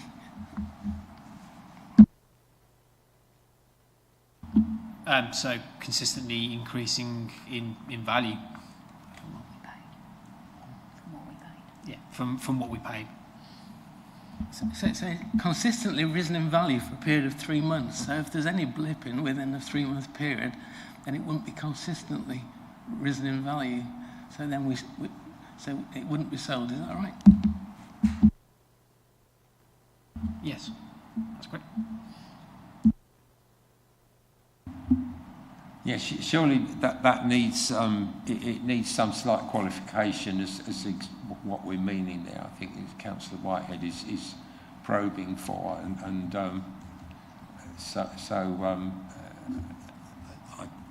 I think that quite how exactly you write that down in words, I'm not sure, but I think that if it's higher at the end of the quarter than the beginning of the quarter, and there hasn't been too many violent movements, then you kind of start to think, well, that looks consistent. But yeah, and if the if the committee is happy to give me the delegation to take that view, that if it has just dropped for just 1 day, but consistently it looks like it's on the upward trajectory for 3 months, then we'll take that opportunity. I think the point and the essence of the recommendation is that we want to get it to a point where we don't lose any money, so that's my aspiration. So regardless of the consistency words, if the committee are minded to put that delegation in my hands, then I'll take that judgment. Back on that first, so it was actually Councillor Whitehead that started this point off. So have you any? Is that? Does that help you? It still sounds a bit woolly, but the reality is that we can go from February to April with the market up, with a great big drop in March when Trump and his tariffs came in. So and of course in investment terms, there's an expression: the trend is your friend. So basically, if things aren't moving in one direction, then until you get any indication of a change, you normally sort of go with the trend rather than sell out early. I think as the head of finance said, that the councils are wishing to remove this from our portfolio of investments, and I think that while we want to give them some scope for judgment, but ultimately to respect that wish. Now, what was the next? Was that Councillor Dowling and then Councillor Rees? Thank you. Just to come back on what you just said about discretion, how long would you be prepared to wait for the gap in value to be closed? That's a difficult question, isn't it? And it's one, that I will need to keep a close eye on. At the moment, I'm not comfortable with taking any financial loss. I mean, obviously, if it diminished, if it reduced over time, then I would take a view as to whether if it was £10,000, for example, but a 221k loss, I'm not comfortable with. So it's one that I would need to keep a watch on. Councillor Rees? Sorry, Can you give me a time period, please? Not easily, no, I would say.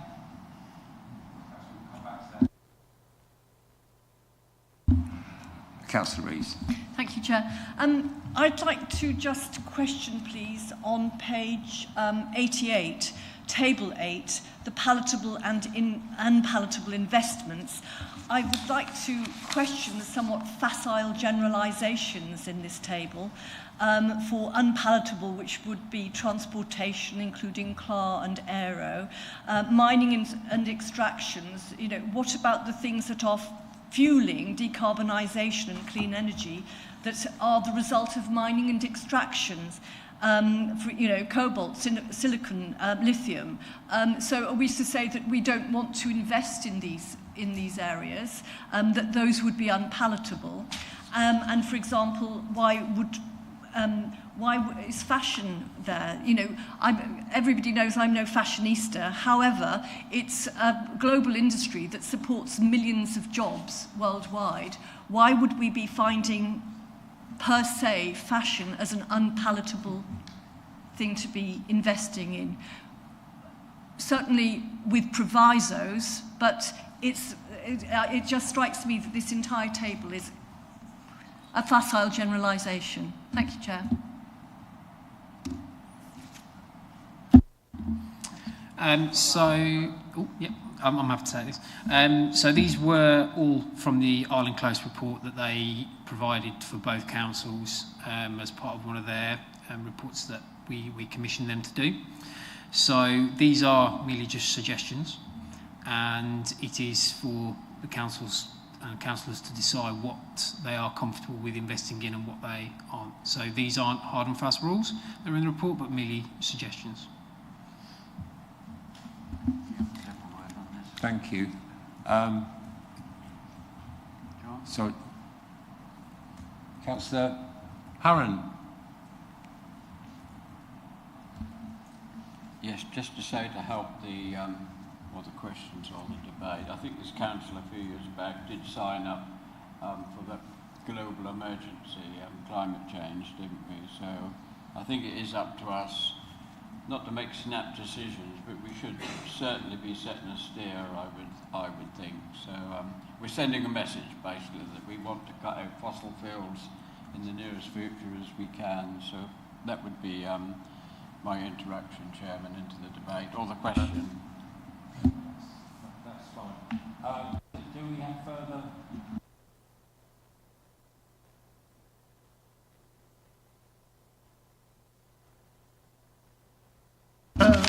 Yes, to come back on Councillor Rees's comments about unpalatable investments, I mean, it's fairly obvious why fashion is in there, because fashion makes people buy clothing for short-term use rather than, and it's the principle of fast fashion. So this year miniskirts are in vogue, and next year they're long skirts, so the miniskirts get ditched or end up in charity shops. And it's a poor use of resources, and that's why. And poor uses of resources burns carbon, which is damaging our planet.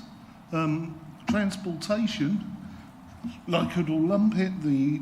Apart from Norway, everywhere else is at least 70% internal combustion engines, and aero is 100%.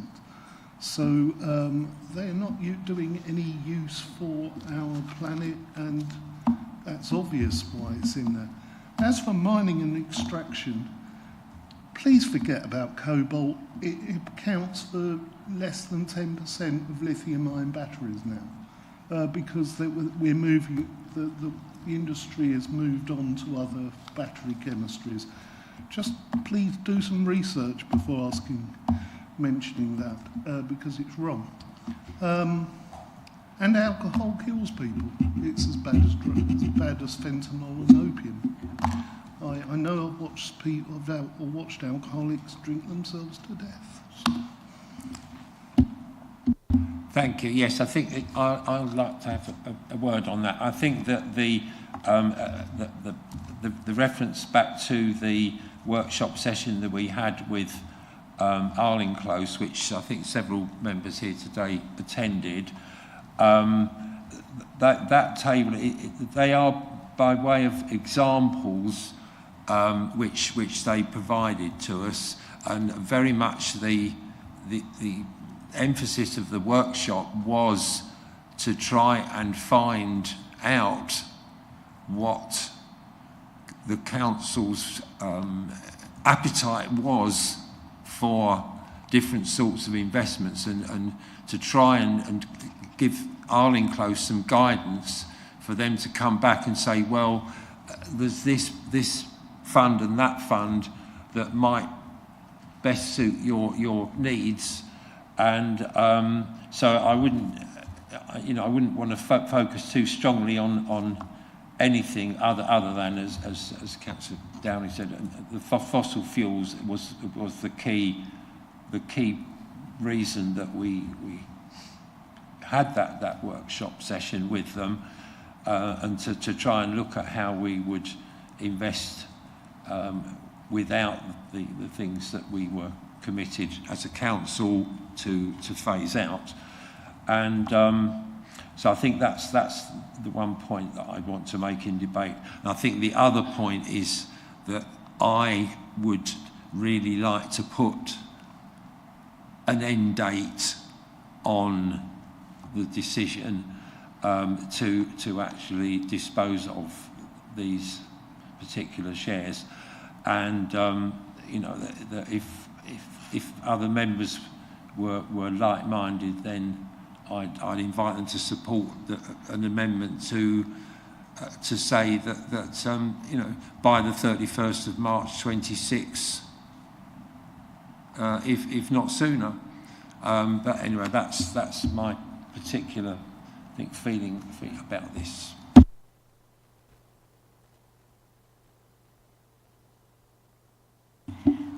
Regarding fashion, I would just say that if there's any objection, it might be in the sort of areas of sort of human slavery for producing the goods, you know, the conditions that people undergo.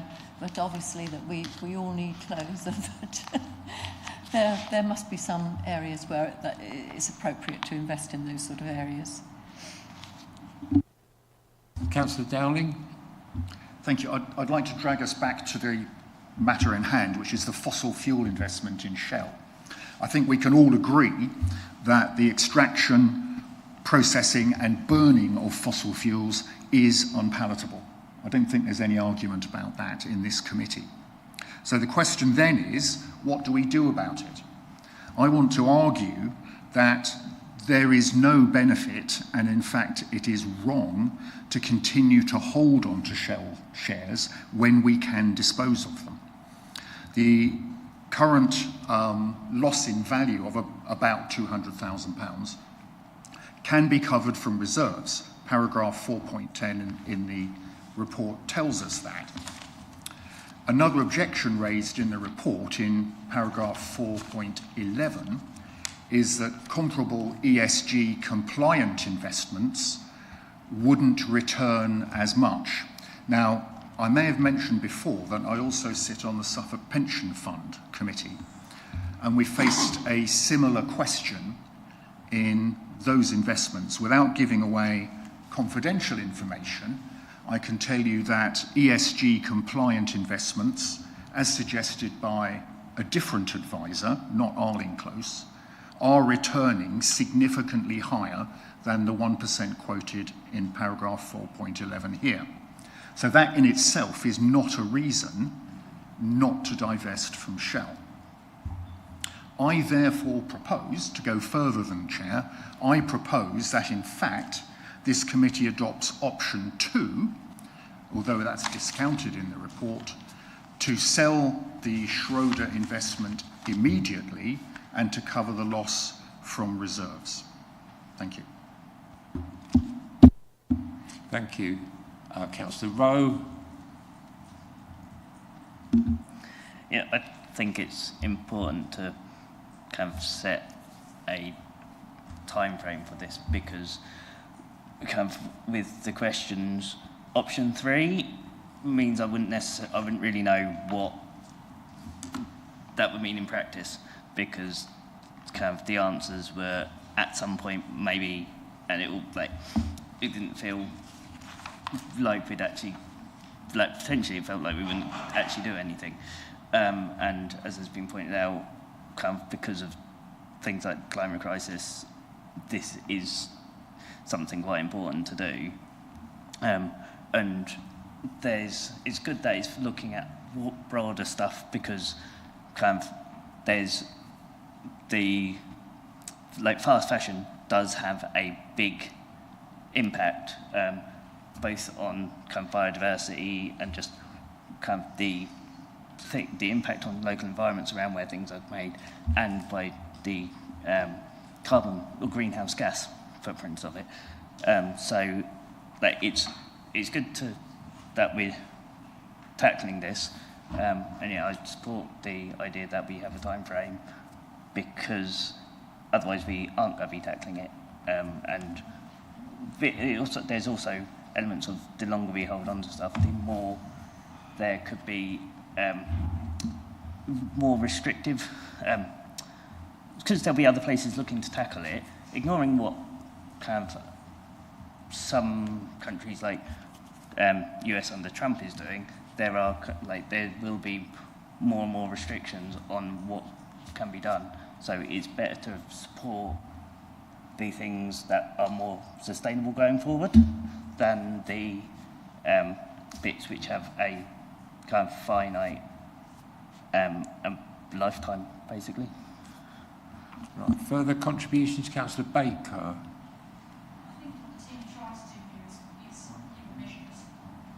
Thank you. Thank you. I think what the team have tried to do here is create a measured response. So the option 3, I can see what you're trying to do. You're trying to not financially lose out, manage our ethical aims. And it's a really tricky thing to do. I think I would support option 3 with an extra line in there to say that it doesn't exceed a date. So actually we've got a date, we've got what you're trying to achieve financially, but actually if we're not going to make it, because goodness knows what's going to happen in the world, you know, nobody does at this point, that we actually say we're not going to surpass this point. And I'm wondering if that 1.5% is quite an ambition. Where are we now? Do we know what it exceeds? I'm just wondering, do we need to lower that 1 point, when the capital value exceeds 1.5%, do we need to perhaps bring that down a little bit?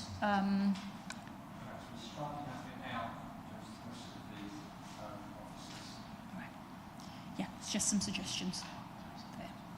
Sorry, what did you say, John?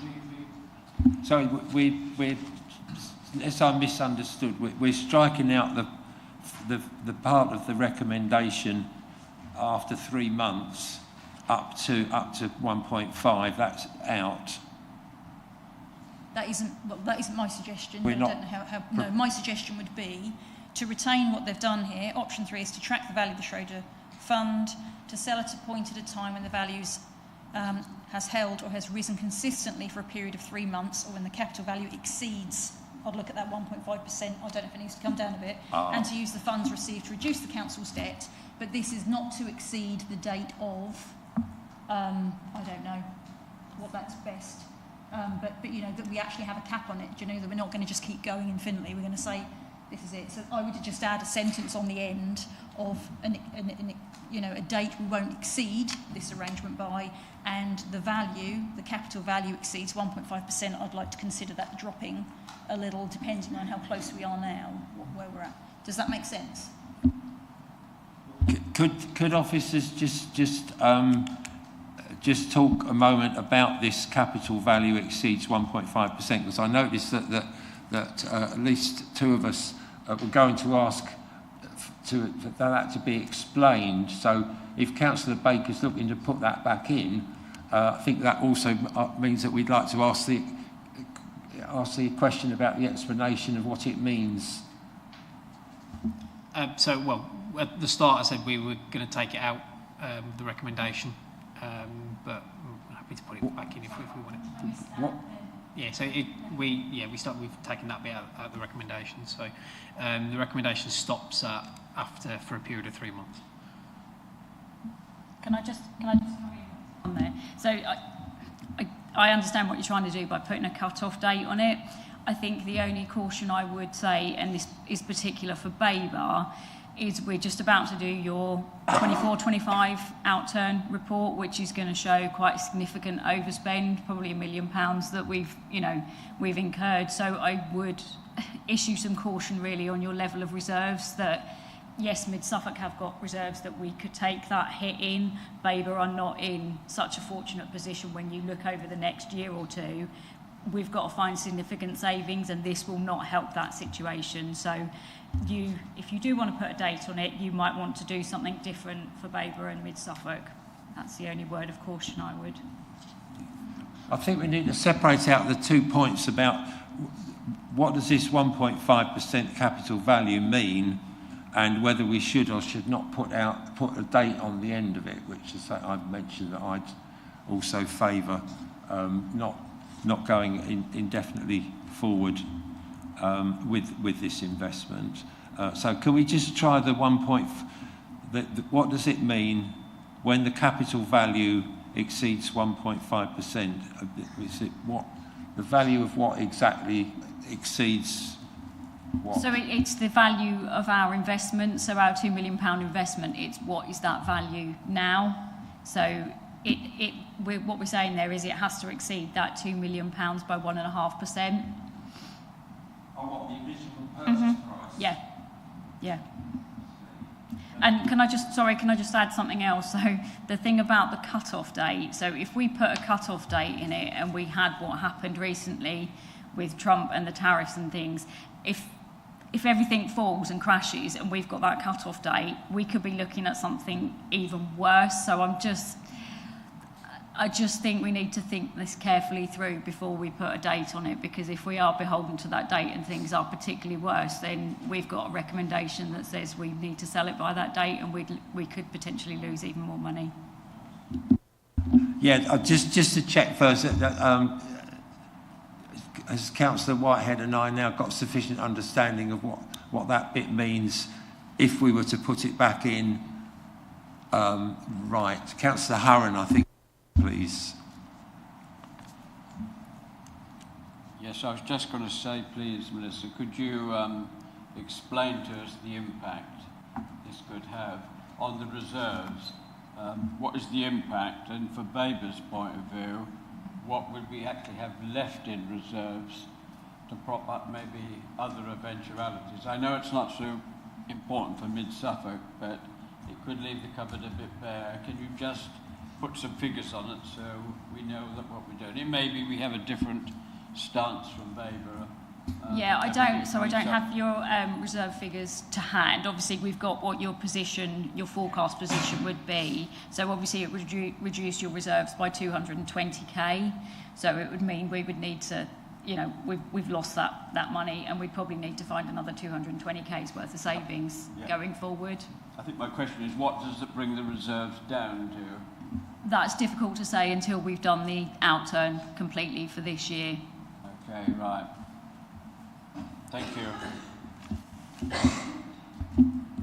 Right. Difficult to see the best way forward at the moment. So we've got let's just stop and think for a moment. So we've now got the possibility of making separate decisions for the two councils as an additional possibility. And so let's hear from Councillor Dowling again, and then Councillor Baker.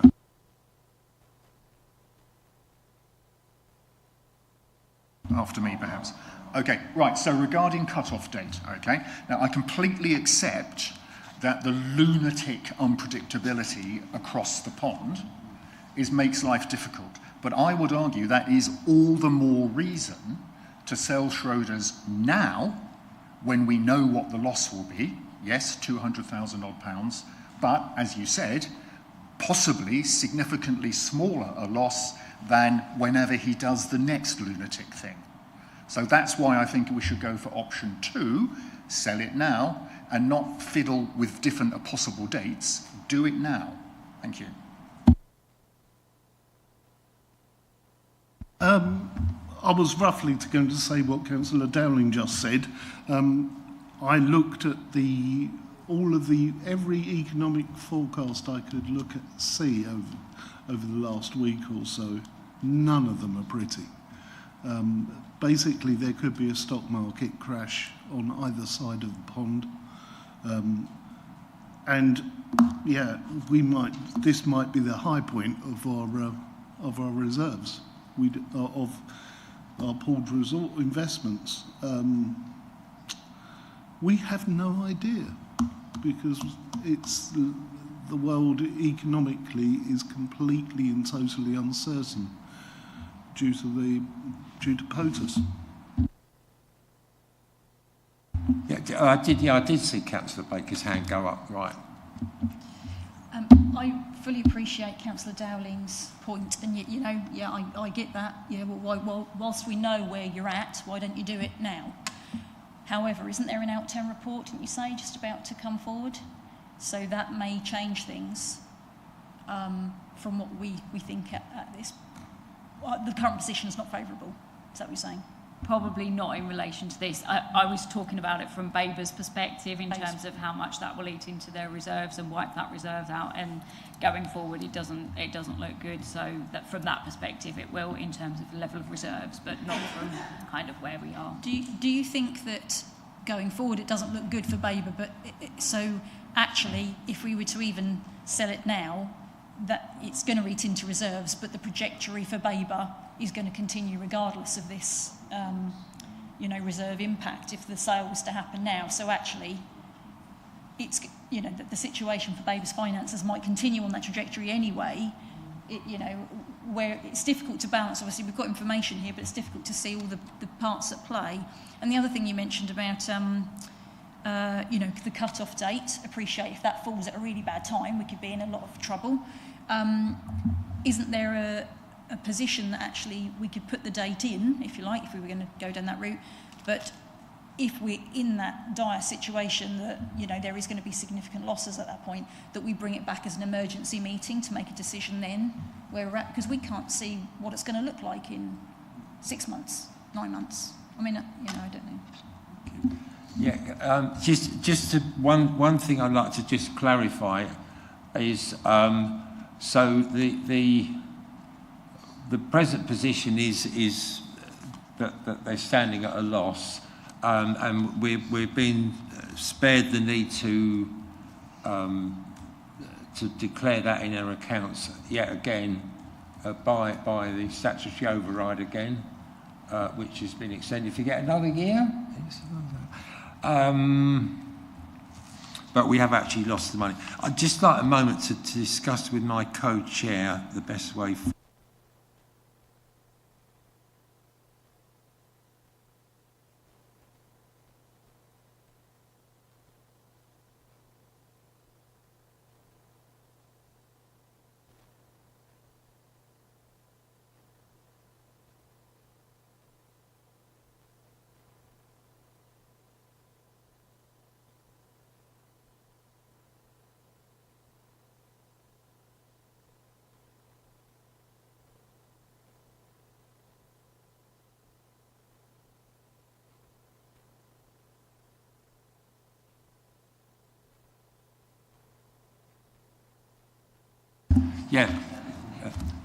Members, yes.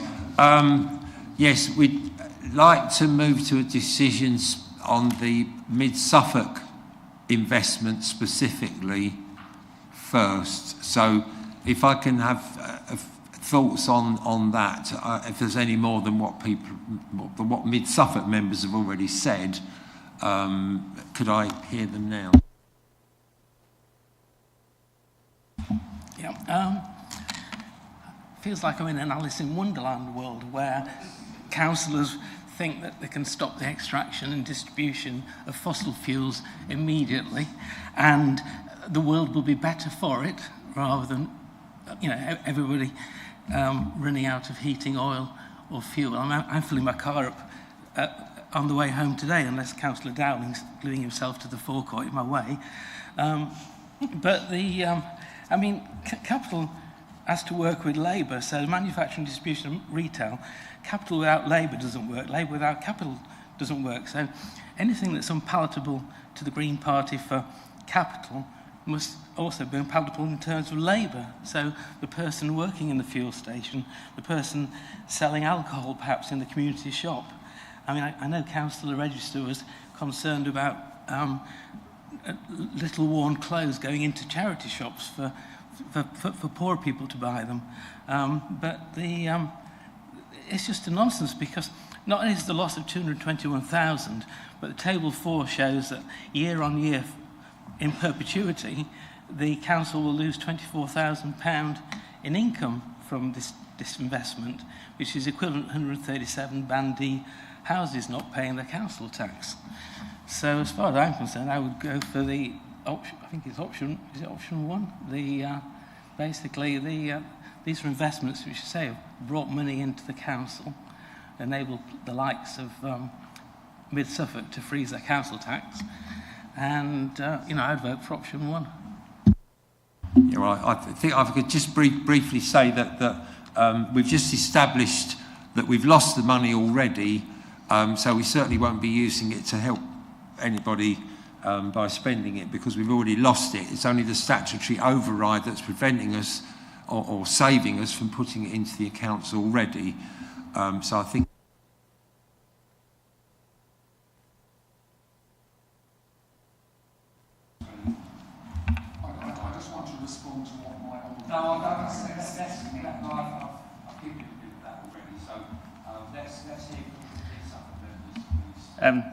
yeah, I think kind of it seems that three of us are saying the not having an immediate date, but like you could, you suggested kind of having, you say March next year?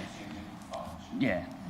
And that sounds like an option which I'd support, with the kind of understanding that if suddenly everything all kicked off and there was a massive, like if we were facing a massive reduction in how much the fund was worth, then it would need to bring back, but that would be a it would have to be a large shock, so we can kind of counteract the worry about that. So I think that's the way forward. And to be honest, the idea that fashion kind of is useful for labourers, there's an issue of kind of clothes which aren't suitable being dumped on Africa, in various countries on Africa, and that's causing real problems. So there are broader elements, but the bit for focus of here is that it does have a significant impact on the climate, and that's what we're looking to tackle through, like one of the things we're looking to tackle with ESG, and then provide funding for investment in other things which would still then provide jobs. So we'd be providing labour in more sustainable, or helping invest in labour in more sustainable ways. Yeah, in fact, just to clarify, the current proposal from officers is that we should reduce borrowing elsewhere rather than actually trying to reinvest. You know, because obviously it is more difficult to find out what is the good investment, and so the best investment is to reduce our borrowing. As we mentioned earlier, that sort of this report cannot possibly go into the ethical and social impacts of all of these funds. You know, there's a lot of info, there's a lot of detail behind all of that, and there is no good us sort of scaremongering or inciting fear or anything in members of the public. We need to make sure that we support the member of public. We're looking for a measured response, and I believe this is what the team is trying to achieve here, a measured response, and I think we need to support them to do that, and making sure we're achieving our aims, that what we want to achieve, and supporting the globe, but also giving ourselves a double check when we get to that point. So I personally would put forward that we go with their proposal that they've, for Mid Suffolk, is it option 3? Is that what it was? Can't remember the number. But we put in the date, and perhaps we have them come back if there is a loss expected, or if we're in a bad situation at that point. That was what my vote would be for Mid Suffolk. So is that a proposal, and have you given a date on it? Your date at the end of the year, I would suggest. You know, you said March 26th. Is that what you said, John? I mean, I don't know this stuff. I'm not an expert at this, but I think that's a reasonable time. I will formally second that proposal in relation to Mid Suffolk's investments. And I've not heard from Councillor Marrow. Yes, I would be in favour of that. I was thinking about a year as a reasonable time limit, and whilst I'm not as maybe green as the Greens, I think as a point of principle anyway that we've got to crystallise losses from these investments at some stage anyway. So why not lose this one? Why not do it in a piecemeal way? And start off with this one, and so I would support that. Thank you. So, officers, see any practical problems over and above what you've already given us? Not really, thank you. Okay. So, shall we have Chairman, just to be clear, this is a proposal for... Mid-Suffolk only. Okay. Definitely mid-Suffolk only. I'm just perfectly clear about that at the moment. This is mid-Suffolk only, so when we get to... We'll hear from Councillor Whitehead again, but it will be a vote of the 5 mid-Suffolk members only. Councillor Whitehead. Thank you, Chair. I mean, when I vote on a proposal, I want to really understand the full story. I'm reading here that councillors don't want the council to own shares in Shell. What I don't know is what do they want to happen to those shares? Do they want them to be owned by other UK nationals? Do they want them to be sold out to foreign investors or the likes of Aramco, Total, or Exxon Mobil own these companies instead? I mean, Shell's got 147 billion capitalisation and pays out 6.4 billion a year in dividends. Where do they want that money to go overseas rather than to Britain? I say it's only half the story, as I see it in these papers. Well, that's not what the decision is that's in front of us, because the officers have recommended that we use the funds to reduce the council's debt. So we'll be getting rid of some of Mid-Suffolk's short-term, most expensive borrowing, whatever that may be, and that will be for the officers to decide what to do with the money when we've got it. But so we don't need to get...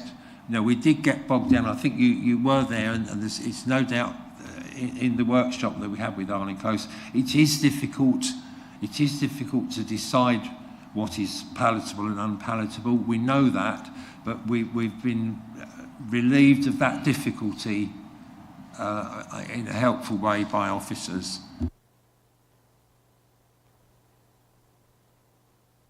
Baker. What are we doing about the phrase for a period of 3 months or when the capital value exceeds 1.5%? Well, I think we decide on that? We're continuing to leave that out as officers have recommended. Okay, so that's struck out. We'll just give Bethany a moment to...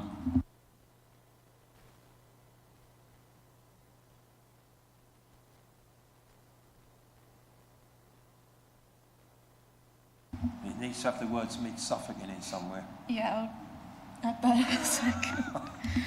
But it's that Mid-Suffolk approves option 3 to track the value of the Schroeder Fund and sell at a point in time when the value has held or has risen consistently for a period of 3 months by the 31st of March 2026, with the decision being taken back to the Joint Audit and Standards Committee if a loss is expected. Does that sound all right?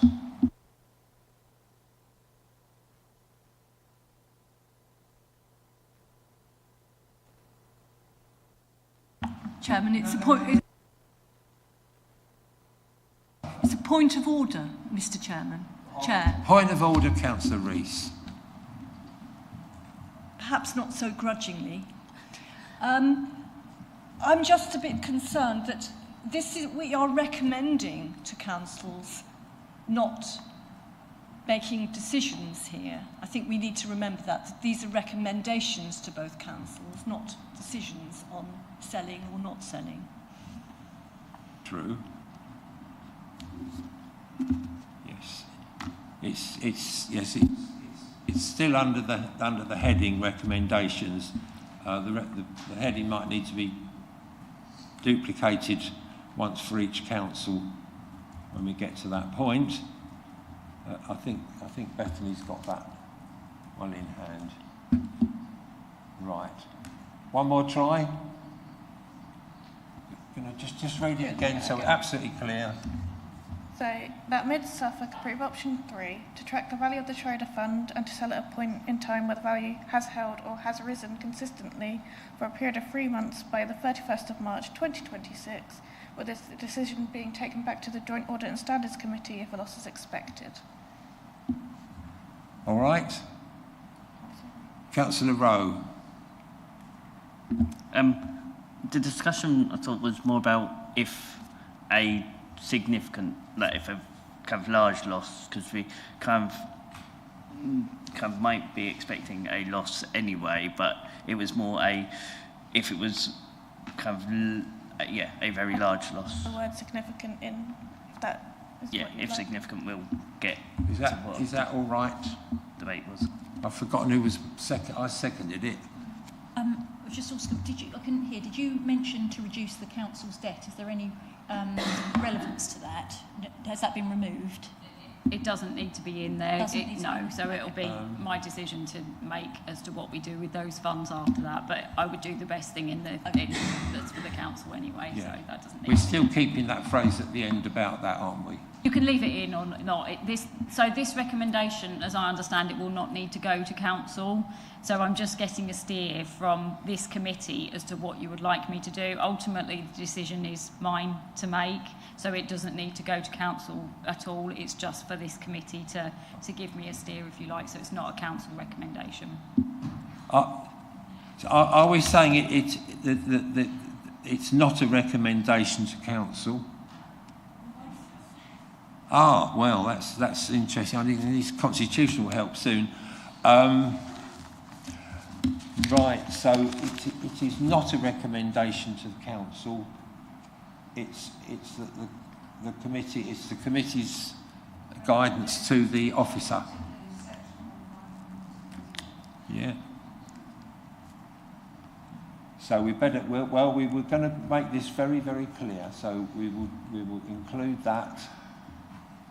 So we're approving that option with the understanding that it's a recommendation to the officer rather than to council, and ultimately it's her decision. Right. We have a vote on that? 5 of us? Sorry, you've got one more?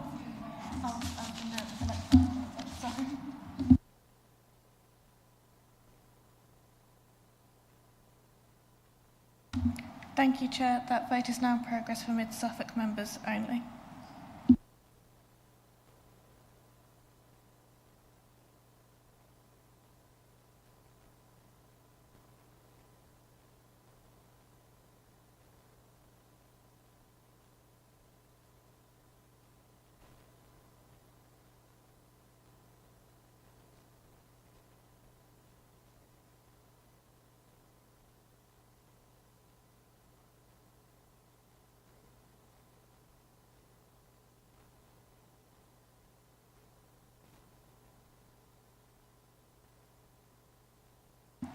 Thank you, Chair. That is 4 votes for and 1 against, so that is carried. Thank you. I'm conscious we've gone on far longer than we should have done without a break. Would members like a 5-minute break before we discuss the Baber? No, let's get the Baber. Want to get on with it? Yeah. On we go then. On we go then. Right, would it be appropriate for you to chair this half of it? Probably would. No, you carry on, because I want to have a free vote. But I take it now we're reverting back to officer recommendation is written on the paper. Is that correct? Yes. Yeah, well, I would propose that, please, and look for a seconder.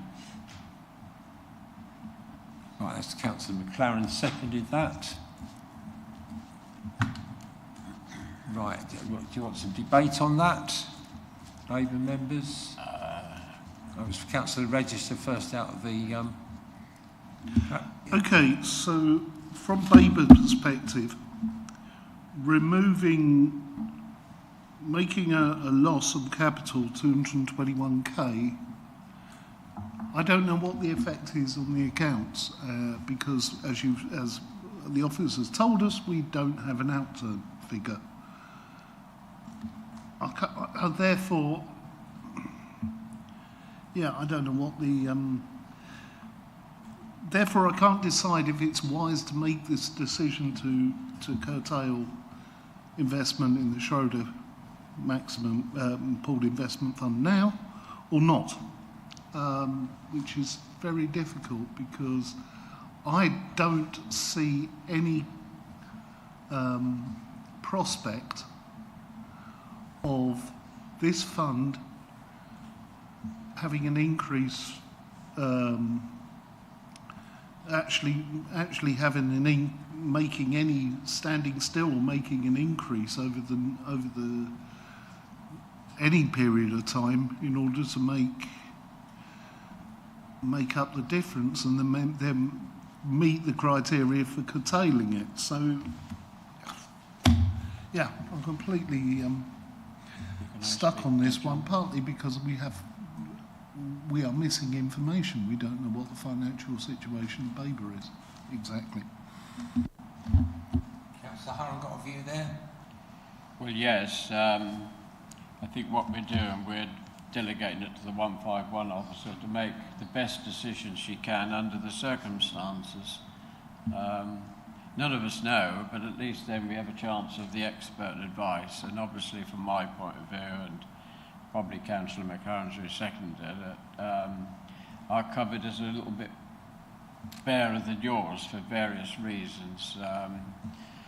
So I would think, yeah, we can't afford to take too big a hit, basically. And if we change it and invest in something else, I'm not entirely convinced that's going to do any better. So I would think, in view of what may come in down the track of us, yeah, if it's necessary, the officers could always come back to the committee, I would think, if that was necessary. But I would like to see the recommendation as written on the paper go through for Baber for obvious reasons. The alternative, I think, is a bit unpalatable to me. That's and as chairman of Baber, I do hold that responsibility. So I would back what's written on the paper. Thank you, Chair. Baber views, Councillor McLaren. Our Section 151 officer takes a lot of responsibility for both councils.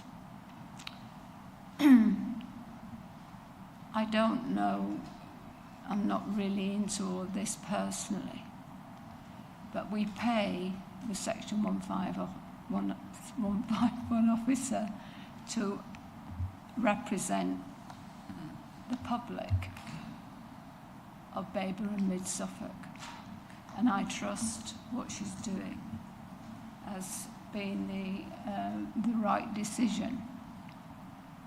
And I think it's rather remiss of us to actually question that. This was given as an option. Mid Suffolk have changed it slightly, but we have officers in place that are paid for by the council, and we have to trust their judgment. Thank you, Chair. Councillor Dowling. Thank you. If I may respond, I entirely agree that our officers are professional experts and are paid to do their jobs, which they do well, but we are elected to make decisions. And the reason why these 4 options have come to this committee is that our job is to decide which amongst those options we prefer. Whilst it may be prudent to follow officers' advice, sometimes it may not be. And we don't necessarily simply need to agree to everything that's proposed. Thank you. Any more views from Baber, councillors? Right, so is the I suspect what you seem to be moving towards is effectively option 1, would do nothing. No, I don't think so, no. No, I don't think so, no. Well, I mean, do nothing leaves the decision with the officers, isn't it, really? The proposal we've got is for the recommendation that's in the report. I'm proposing 3-1.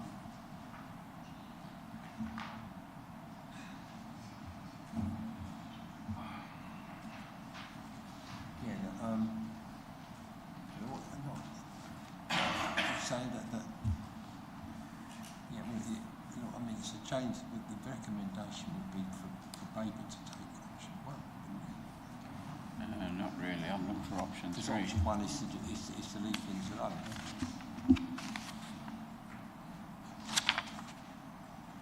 If you look at Sorry.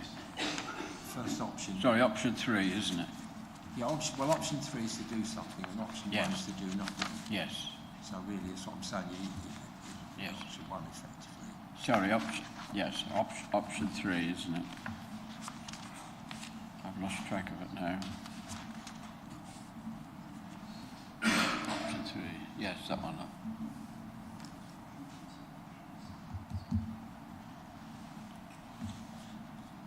Option 3, yes, I'm getting confused.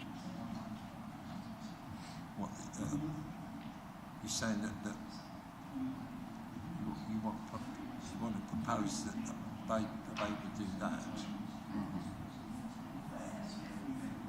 which is to sell if it's up.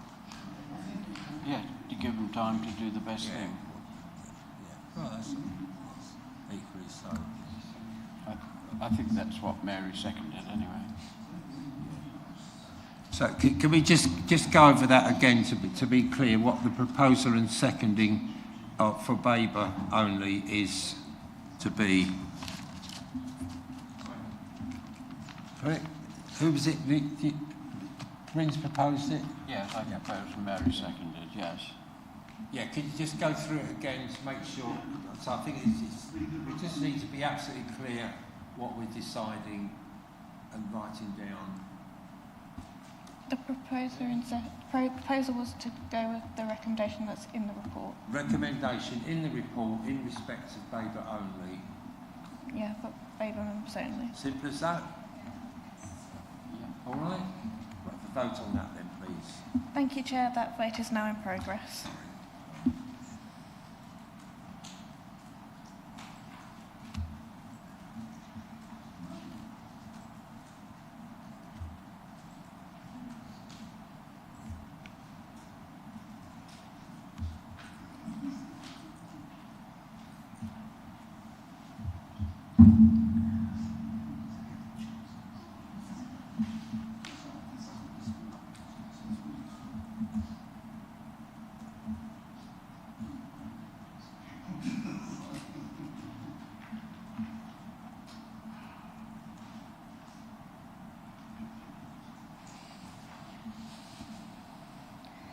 Thank you, Chair. That is 2 votes for, 2 votes against, and 1 abstention. So it goes to so it goes to the Chair's casting vote, which will be Councillor Hurren. That might be up to me then. I think it's rather more up to the co-chair than it is up to me in this case. Yeah, well, obviously, as I proposed it, and I think it's the right thing, if I have the casting vote, it will be to go with what I proposed. If that's legal and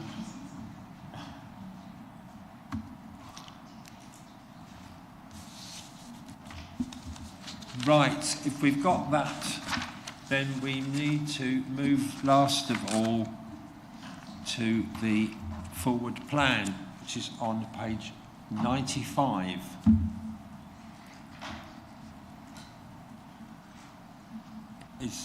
Is that all as proposed? I don't think we've got any changes and additions to that at the moment. We've had the discussion about training earlier on,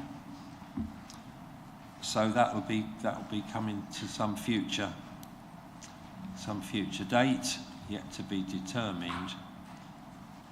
So is that all right with everybody as it is? It's a good full programme there now. yes, I would propose that, Chair, because right, we have to put something on the paper. That's what it is, but it could be changed or things added to it. Yeah, always will be. Yes. Right, and I second that. So if that's proposed, don't need to. Right, okay. It's easier than I thought. Right, in that case, I see it's comments only. Right. Well, thank you very much. We've noted that, and thank you very much for your lengthy deliberations.